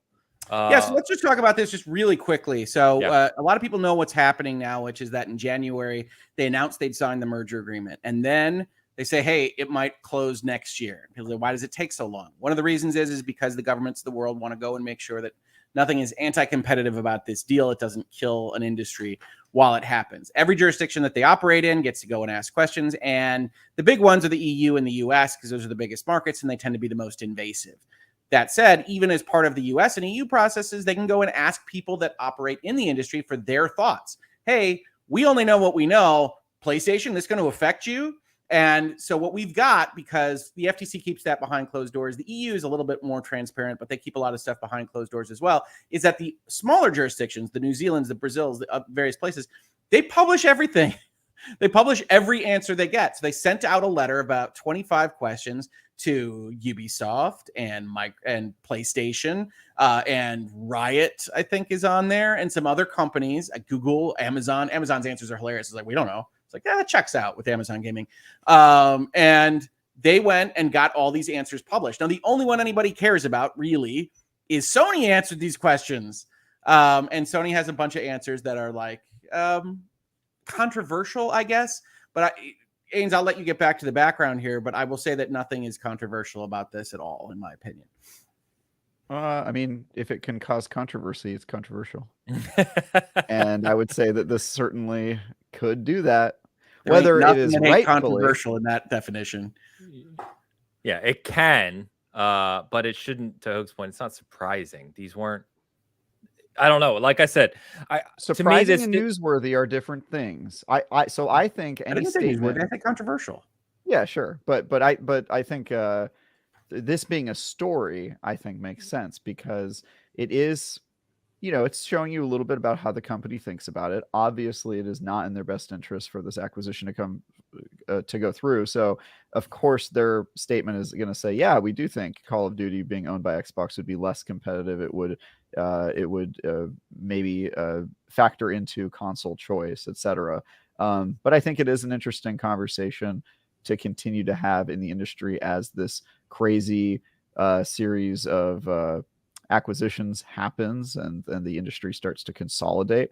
And also interesting to see kind of how different companies think about it.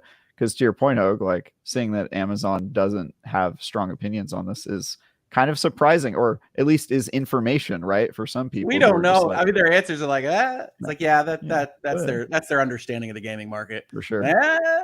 Why even submit an answer at that point if that's your answer? They're trying to be responsive. My favorite set of answers actually out of all these, and I don't think it's been reported on, I did cover it in my video, is Bandai Namco, which talks about every game is a unique butterfly, and so they are all monopolies of their own market. And I'm like, I kind of agree with that. I was like, but they're just like, every game is unique. So these questions aren't taking into account the uniqueness of every game. These are not commodities. It's like, it's poetic. I like it. Kind of, yeah. Though I mean, that's sort of the whole question around: can you have a monopoly on something that is art? You know what I mean? Like, can you have a monopoly when somebody else could just write a game and then make it themselves? You know, right? And that's part of what Sony says. That's what Sony kind of responded to directly. Well, and a lot of them do, right? A lot of them do. Like, here's the thing, right? You get the one answer, and the one thing I point out in my video is very specifically that Brazil asks the question to yield that answer. The question that Sony's responding to that got the most coverage is, are there any products that Activision releases that are so special that it would otherwise put them in a market of themselves? And could anybody copy that?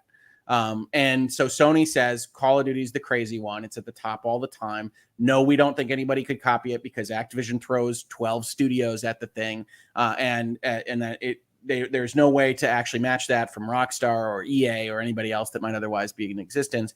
And I think they go, further than they need to with that hyperbole, but it's exactly the right answer. I mean, it's exactly the answer that Sony should be saying there, and there's nothing wrong with it. And what people don't report on is that Brazil gave them about 17 more questions that could have been Sony saying this needs to be locked off. Sony never, ever says that.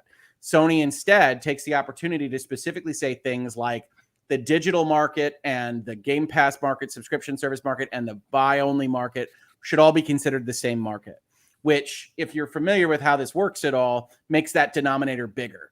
Brazil was asking whether the denominator should only be Game Pass, should only be digital games versus purchased games in physical. And Sony specifically avoids like a number of questions that would make it easier for someone to find a monopoly on Microsoft. Sony is not attacking Microsoft on this stuff. Sony would prefer to have Call of Duty access. That is self-evident. Explains what it is, explains that people, if it were locked off, might go to a different console. That also, you talked about them saying it being anti-competitive. I don't believe Sony ever makes that claim. Sony does say that it could change console. It could influence choice. Yeah, but that also isn't a legal claim necessarily, right? And one of the things I say very often is that antitrust law, competition law is designed to protect competition, not competitors. So Sony going out there and saying this could make the Xbox more attractive at its baseline level with no other kind of context is not something that the regulatory bodies of the world will generally care about. Sounds like a personal problem. Okay, more people want Xbox. That's them competing with you. Give or take, that's what we want. We're concerned about unnatural market power taking over things that should otherwise be a choice of the consumer. So Sony, to me, takes a pretty politic position and probably didn't want any of these headlines from the position that they took, but also want to say Call of Duty is important, not the least of which because Microsoft has already signaled in public that they're willing to sign Call of Duty to that consent decree. Like, Microsoft has already said, if that's the sword you need to hit us with, we will accept that sword. So Sony says, let's do that sword. let's have that because that makes sense for us. And Microsoft has already agreed to it.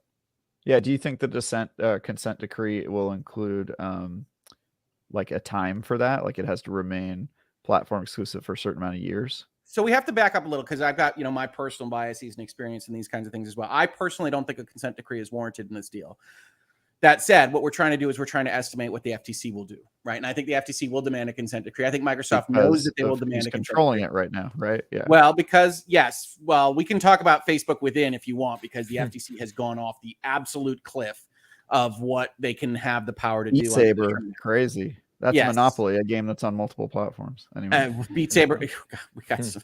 Don't get me started on this, Travis. I love talking about this stuff. But so we're gonna back up for just a second. But yes, though the FTC has now signaled, right? I had said to you just a moment ago, I would not have an issue with this deal. But I have long said it's about a 70-30 chance because of what the FTC was signaling. We now have the first instance of them being willing to carry through with that, even if they're going to get smacked in the face in the judiciary, which they will under the within kind of concept. But they're willing to do that, which means that they're willing to go and ask for that consent decree. At that point, the FTC is now saying, we are willing to block you unless you agree to some concessions. Microsoft says, okay. And then we already know publicly that they've agreed to keep Call of Duty on the system.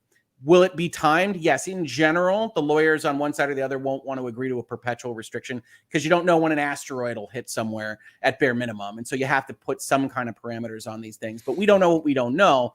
Microsoft is willing to sign a consent decree for whatever they're already willing to do, right? Like that's the understanding of any settlement. If we're willing to put Call of Duty on the other systems, which we've signaled out in the public, then if you make us do that, we're not staying awake at that particular thing. But could the FTC be asking for more? Could the FTC ask for, okay, and you have to hold the price of Game Pass at the same thing for 5 years? Could they be asking to go and relook at the ZeniMax acquisition and talk about Elder Scrolls? Could they be asking any number of other things with respect to employment opportunities? They've leaked out that they're concerned about monopsony power, which is insane in the video game industry, but I'm not in charge of the FTC. So could they be asking for specific rules and transparency about employment data? Could they be asking for somebody at the FTC or even the EEOC to have a sitting spot to make sure that there aren't monopsony issues for a long period of time? Yes, and more, right? The concept of a settlement and consent decree process leaves the entirety of the world open for them. It's whatever the two parties are willing to agree to, with the threat being that the FTC could sue to block the deal. Now, if Microsoft feels pressed, well, probably. If the FTC, if Microsoft feels too pressed by this and feels like they're not going to be wanting to do some of the things the FTC has, they can call the bluff. They say, fine, you're not the final deciders of this, FTC. Let's go to court, because then we're going to get into some real stuff, because nothing of what you're arguing about right now is the jurisprudence of the current Antitrust Act. Yeah. And now Congress knows that. Congress is looking at potentially revising it and changing it, which is fine. That's what Congress should be doing. But as it stands right this second, it's not. It's the 1890 Sherman Antitrust Act. And everything that is coming out of the FTC, especially in that Facebook Within lawsuit, is nuts for anybody that knows antitrust precedent. Yeah, for sure. Yeah, this is a really interesting one. I will say it is. Sorry.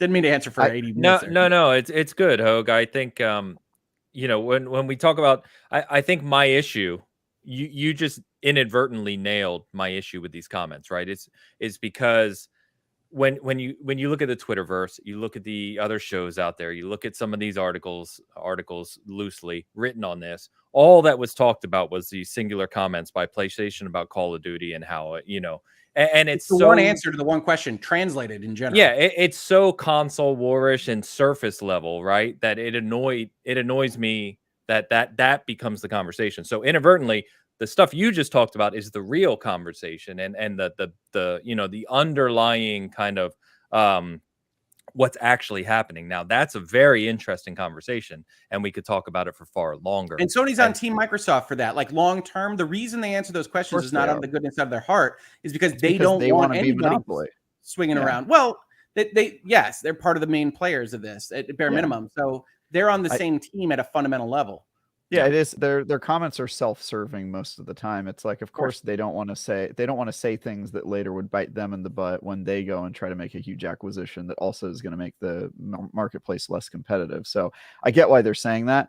I know, Ains, that you and I tend to disagree on like what news articles should be like, but I think that the reason that this article got picked up, and the reason I think it makes sense, is people care about Call of Duty more than they care about Activision, more than they care about a lot of the topics. And you could write an article about the things that Hogue are talking about, and those articles certainly exist. But I think if you're trying to get somebody's toes in the water, for somebody who just cares about video games, talking about this acquisition from the framework of what's going to happen with Call of Duty and what are the different players saying about Call of Duty, that's a great headline. And it's a good way to get people interested in these sort of things. And so I get it. Obviously, you can't control what people do with news. They're going to take it and use it to make make trolly content about console wars. But I think that, you know, the average gamer out there is going to read a headline like this and they go, oh yeah, the Activision acquisition, what's going on with that? Let's go and see, you know, where we're at with that. And I think that is useful if you're not as in the know as somebody like you, Ains, which, you know, the average person is probably not. So I agree. Yeah. 100%. Yeah, I know we've talked about that quite a bit. And it's not that I disagree with you. It's just that you're just not the target audience, and it offends me. I'm not the target audience, and it's not what we aim for our audience. And our audience being vastly smaller than an IGN, or, you know, we've talked about this, right? Which is fine. Yeah, for sure. Which is fine. But all I heard from you, Travis, is that people should check out Virtual Legality. That's what no, that's what I was just gonna say. That Hogue. I was like, this is why. Sorry, I was just going to say these big articles that have a headline like something that maybe sounds like it's simplifying the issue, right? Like a Call of Duty article, you get in that, and then you see that Hogue Law is quoted. You know, you got Rick Hogan there quoted in an IGN article talking about it, and then you go and you check out one of his videos. And so I'm all for people diving down the rabbit hole and becoming more informed. I just think that there is a generic video game person who doesn't want to go that deep, doesn't want to hear Hogue talk for 30 minutes about precedents with video game monopoly. 23 minutes, right? Doesn't want to do that. And I think that person, you know, they need to have articles that speak to them as well at that level. And I think that this is probably one of them. I just demand additional context, right? I mean, I don't think it takes a lot to add an additional paragraph that talks about Sony answering things about the digital marketplace at the same time. And I don't think I saw that. I think you'd be hard pressed to find articles that don't have some sort of paragraph about that, talking about the acquisition in general, that sort of thing. Not the acquisition, but the other answers that really make clear that PlayStation isn't trying to push against the deal, because that's how it got reported on in most of the places that I saw. And Sony could have pushed. What I wanted to impress upon my viewers was that Sony had the ability in those kinds of answers to really push, not lie, not do anything untoward, really push against it. And they decided not to, like very specifically decided not to. Yep. Yeah. Yeah, and I was just going to say, you know, we joke about it here often, but I hope, and our audience listening to us now or listening to us later, I hope that's why you listen to the Bitcast and you listen to Virtual Legality and you listen to the content we put out, is because that's where it's aimed towards. And I completely agree with you, Travis. There's nothing wrong at all. In fact, I mean, and since we've talked about many times, the audience for the surface level Call of Duty conversation is, you know, 100 times what the lower level is, which is fine. But I think what we're talking about, especially what Hogue's talking about, far deeper, to me personally, is more important. For sure. Right. It is. Well, and I've been very fortunate in the people I've got to meet, like Travis and you, Ains, and other folks, that I got a lot of messages when this started getting talked about to ask for essentially a blessing. And can you look through what we wrote here and see if anything's egregiously wrong from like big folks? And like, that's the dream to me a little bit. Like, you don't even need to quote me. I want to not have egregiously wrong stuff out there. Like, if you remember when like the ZeniMax deal went in and like IGN was guilty of this, but other places were guilty of like reporting on like a promissory note registration that was like happening at the same time and saying that was conclusive proof of like I'm like, oh, whoa. And so like, that's what I want, is I want more and better information out there. And I don't mind if it's superficial as long as it's not egregiously wrong. So I want to just close the loop on this one by saying this is done next week, right? Well, so you had freaking Michael Pachter going out there and putting in the head the people that called me a bunch of times on my DMs and whatnot, saying like October.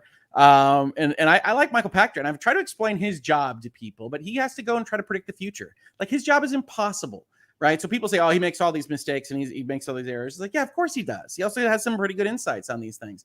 You know, and so he talks about some of the dates that are facing the regulatory bodies. And I think October is not a chance, but I think there's an outside chance of it finishing before the end of the year. I have pretty much consistently said I felt it was quarter1. And I think Microsoft's been putting a lot of resources at it. And we haven't heard rumblings of too much pushback from any regulatory bodies. So I think it's probably sooner rather than later, but we just don't know what the FTC is going to get a consent decree. Right, they are going to get a consent decree on this deal. So we don't know if they're going to try to push for more. What we do know is that they are acting erratically. And so we can't say for sure exactly what they're going to do. Yeah. Yeah, obviously, you know, I was joking, but that was we happen to be talking about not erroneous, but kind of misleading information that's been put out there. And you know how many you saw this yourself, Hogo. It was a few weeks ago. We saw about 20 different outlets and videos and podcasts talking about the deal could be done in August, based on this new rumor. And I'm just like, oh, come on, guys! Again, this is like, it's I don't know, irresponsible is what I like call October it, to me is like nobody asks for anything. Like it goes through, like those are how the timelines fit out, and then you close the deal. Right. That doesn't seem terribly likely to me. Yeah. The most aggressive I could possibly get is November, and I really truly think it's the top of next year. Yeah, Fair enough. I think Fair that enough. makes sense. And I think if I was a betting man, I think Microsoft has expectations of what the consent decree is going to include, and they'll probably just accept it because it's all of the stuff that they've sort of indicated that they would be okay with accepting in a consent decree. Microsoft knows how to deal with FTC, even one that is as aggressive as the current one that we have. And I think you see them massaging it. Those early statements are, this is what we're willing to give you. Yeah, and I think there's a long relationship there too, where it's just like, look, we're not Facebook, we're not Google, we're not one of the bad guys. Come on, it's just us. It's Microsoft. We're your friend. We're your friend. We're just that enormous company that owns everything. The only question mark, if you read through that within lawsuit, it is absolute insanity in terms of the breadth of what the FTC is claiming to be. You're talking about unpredictability. They might just do something crazy anyway. Right. If the consent decree comes in, even 11th hour, you can imagine a scenario where it's like, okay, we agreed on Call of Duty or these other things that we're okay with. And then, oh, and by the way, this, whatever. Yeah. And you're like, what? I mean, I think Microsoft's probably ready to go to court for that if they need to. And I think if, Booker and Warren do like now it's anti-competitive if you don't, take care of your employees like they talked about a couple months ago, then that sort of stuff is going to get laughed out of court. And I'm sure Microsoft is ready to do that. But I don't think they'll get to that point personally. I think that they know exactly what the consent decree is going to include, and it helps give the people in control of the FTC right now their win, right? Because they need cover, right? That's the thing. That's the reason I'm saying there will be a consent decree. The FTC can't allow it for its political position right now to let it go through naked. There has to at least be the appearance of a win on the FTC. They'll have a press release, right? There'll be a consent decree. It's important for us to keep this industry strong and vibrant. And so we worked with Microsoft to get these 6 things done for the people, and it'll be the press release. And like that, they need that at minimum. So there will be one. Microsoft knew there would be one for at least 6 months, because when they say Call of Duty is going to be multi-platform, they also add in their quote, we don't think there needs to be a consent decree for this. It's like, yeah, that's not how that works. But you have said that you're willing to do it, and the FTC will say, thank you. We'll take that win in our pocket. Yeah. And they will cite the Sony's comments of like, this was their big thing that they needed, that they thought would be big. Yeah. Something FTC like that. So, yeah, it'll be interesting. Well, all right. I hope that had some good context for our audience there. So we will. Yeah, I know. So a couple other things, kind of not similar to this, but in this whole space of the gaming industry itself, we'll touch on. So Koch Media has rebranded as Plaion. It's Plaion. Thanks, trademark lawyers. Yeah, it is pronounced Plaion, they confirmed. And this is a quote from them, I swear, out of the report. The logo has even been designed around the universally recognized triangular symbol for play, with the IO styled to resemble a 1 and a 0, a little binary Easter egg to emphasize the company's digital operations. Some consultant got paid like $250,000 for that. You're right. And you're absolutely right. And I love that. Get Travis, he'll put together a paragraph for you. See, I would have gone with input output on the I and the O, but that's just me. They would have paid me $500,000. I probably would have put a little more time into it. Yeah.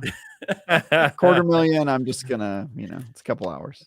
So if you were forgetting who these people were, they're the part of Embracer Group. They've bought up a bunch of these kind of AA studios. They did emphasize they have 2,300 staff now, which equates, 2,300 staff and about 1,600 developers. And Saints Row will be the first release after this kind of branding publishing change.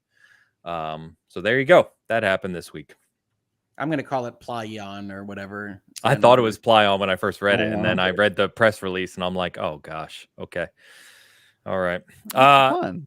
I can support that. I know. Not a pun. Really. It's fine. It really is trademark lawyers.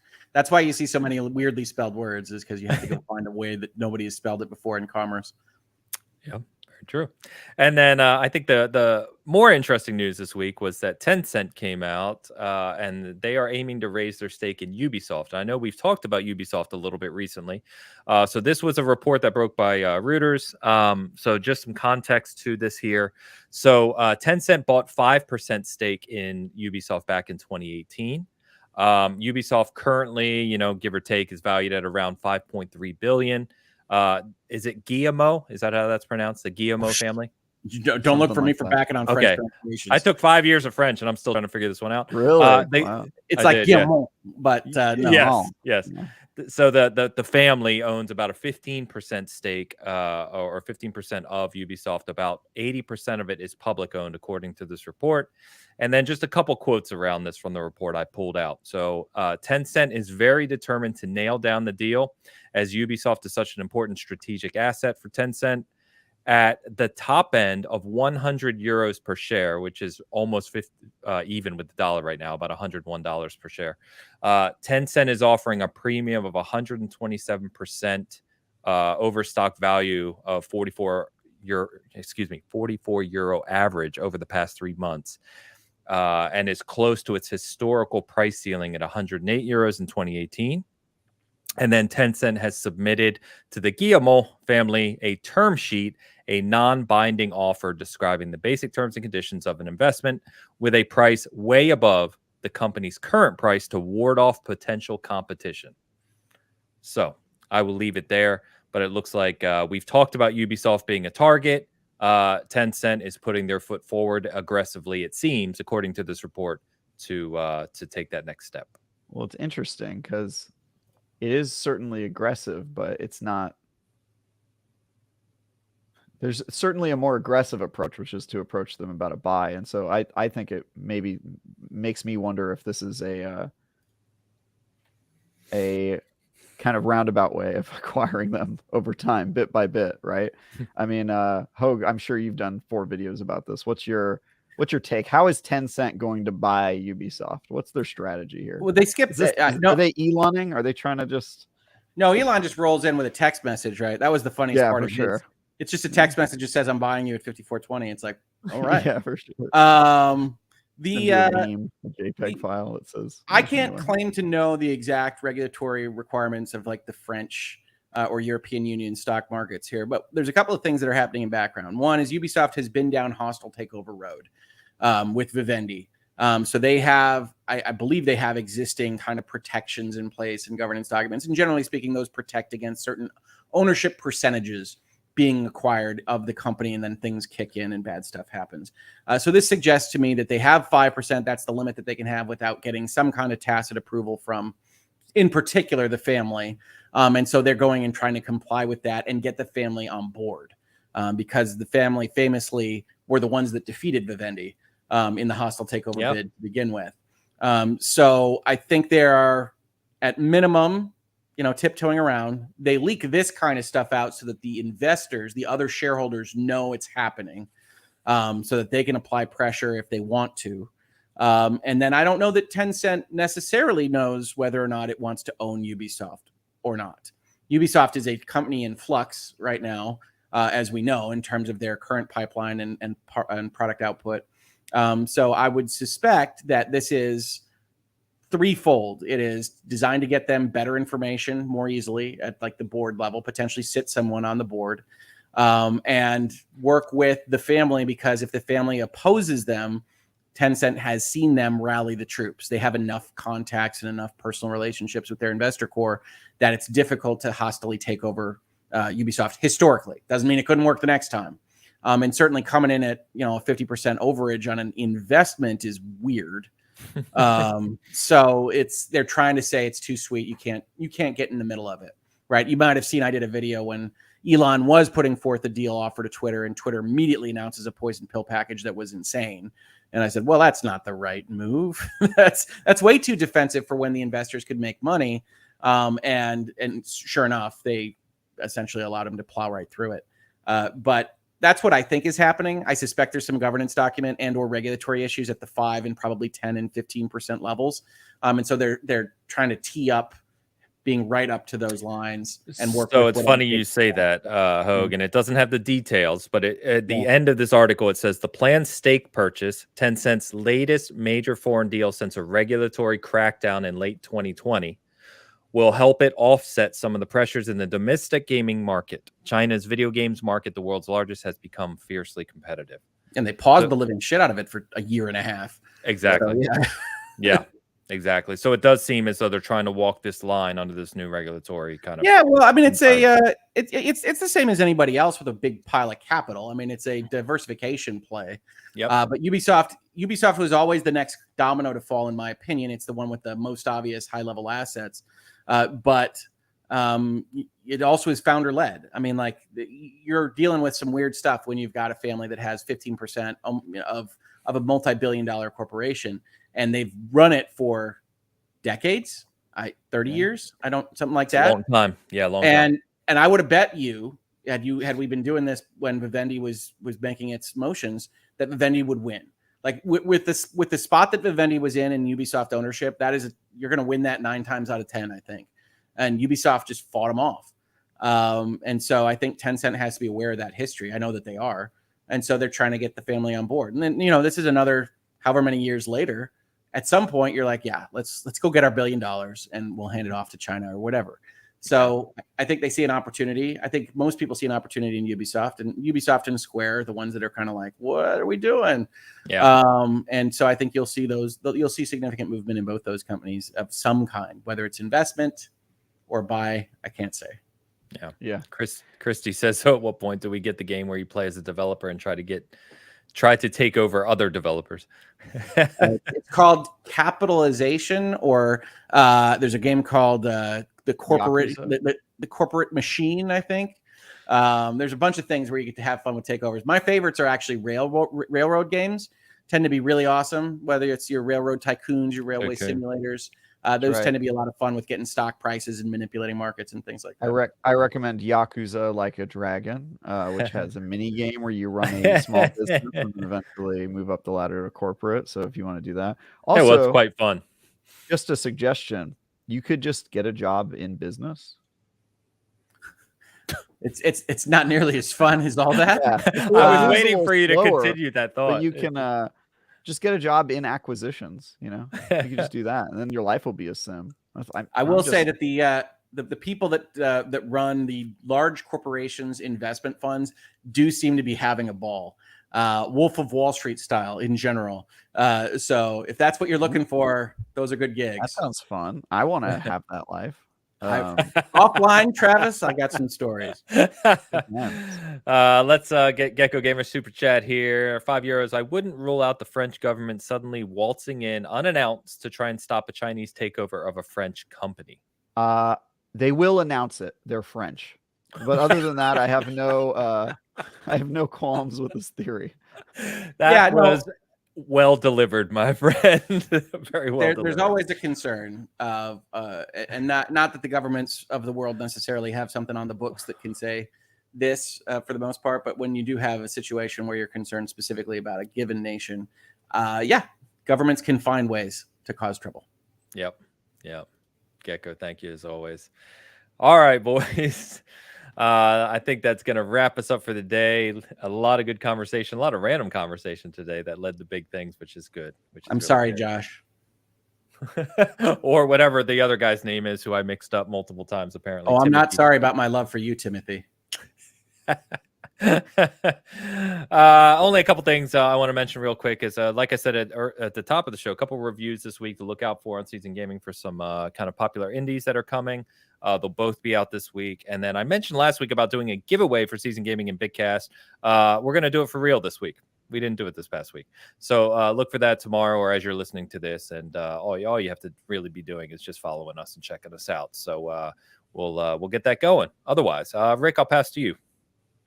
Oh, well, I think we're doing a lot of stuff this week. We're still doing Hangouts and Headlines 4 times a week, which has proven to be a pretty popular show. So if you're up at 7:30 a.m. on the East Coast, 6:30 for Ains, God knows what time it is for Travis, then pop on in, say hi to us. We're having a lot of fun conversations there. And the replay crew for that is also more than welcome. People come in and watch those archives. And then we do virtual legalities from time to time when I can do them during the workday otherwise. So we're backed up like 400 pages of Elon Musk documents. We've got more, Depp v. Heard stuff. We've got Ubisoft I didn't even otherwise cover, or Square Enix, or the financial reporting stuff that we got like translated from an analyst on Twitter that I think is, I just don't have a feeling like it's translated correctly. So I might dig into that a little bit more deeply, but we're doing that throughout the week. And then, you want to scoop? We're going to announce this, I think, tomorrow, but there will be Lawyers and Dragons on Saturday, August 13th. So yes, next Saturday. We're going to be putting that up tomorrow, but you get the scoop here first here at the Bitcast. So if you're interested in those, check out the Hoglaw YouTube channel. Check out me on Twitter at Hoglaw, and you'll get me pontificating about all sorts of random stuff. There you go. Love it. Love to see it coming back. Hope to be able to join you live. Travis, what's happening, brother? Yeah, go ahead and look out for my reviews of Digimon Survive this week, my preview of Construction Simulator this week. You can follow me on Twitter at TyGuyTravis, and you can watch me talk about Destiny every Thursday at 4 p.m. Pacific. You can also find me not appearing on Hangouts and Headlines because it happens at 4:30 my time. And really, it's Hangout, and I hope you don't live in the West Coast. That's the name of the show. Thanks for watching, and guys, nice to see you again. We're just gonna have a Travis segment now until he shows up. It's just gonna be 5 minutes of ragging on Travis. I did offer to show up, and you were like, "Dude, it's 4:30. That's insane." You did on one of them. You did. And that's cool. Also, my wife is in the chat because people are. She's made a promise that I should say for tomorrow's episode of Hangouts and Headlines. I have promised that I will be wearing a different hat in tomorrow's episode. So if you want to get excited about just headwear in general, we will be teasing one of the new entries in our completely reworked and revamped shop that my wife has been working diligently on. So we've got huge hat reveal. We've got a lot of stuff to show. Not tomorrow, but we've got a lot of stuff to tease. Nice. Yeah. Well, that's all I've got. And you can also follow my other YouTube channel, sexy.hd. Where he promises to ASMR you the entire time. We went through a rebrand recently, and now we are an ASMR channel that talks about very sexy. I will tell you one thing: your bots aren't as good because they haven't shown up yet. So the rebrand has not functioned well for you. I know. We're and by the way, I know that you, Cog, and Abantus put on a great show with Last Word. May I suggest a weekly Anthem show? Okay. There would have to be enough Anthem to talk about for more than 1 week, I think is the Can we do a single episode of the Anthem show? The Anthem show. Or Anthem shows. I think IGN might have had an Anthem show for like a month. No, this is not a joke, and we're not going to keep talking about Anthem, I promise. But to close this out, when I started playing again this week, I was looking something up on Google, and there were like 8 subreddits for Anthem, like official and like leaks and lore, and you know what I mean. Like that game was set up to be something really, really big, and it's all shut down now. Yeah. Anyway, Anthem's last notes. Yeah. Oh, that's a good title for our weekly podcast on Anthem. I like it. All right. As always, it's been a great show. Chat, you've been awesome today. Thank you so much. Anyone listening to this, checking us out, always appreciate you. Thanks for supporting all of us here. And as always, we will be back next week. Thank you for tuning in to the Bitcast, where we cover all things Xbox, PlayStation, Nintendo, and PC with industry, technical, and legal insight. Until then.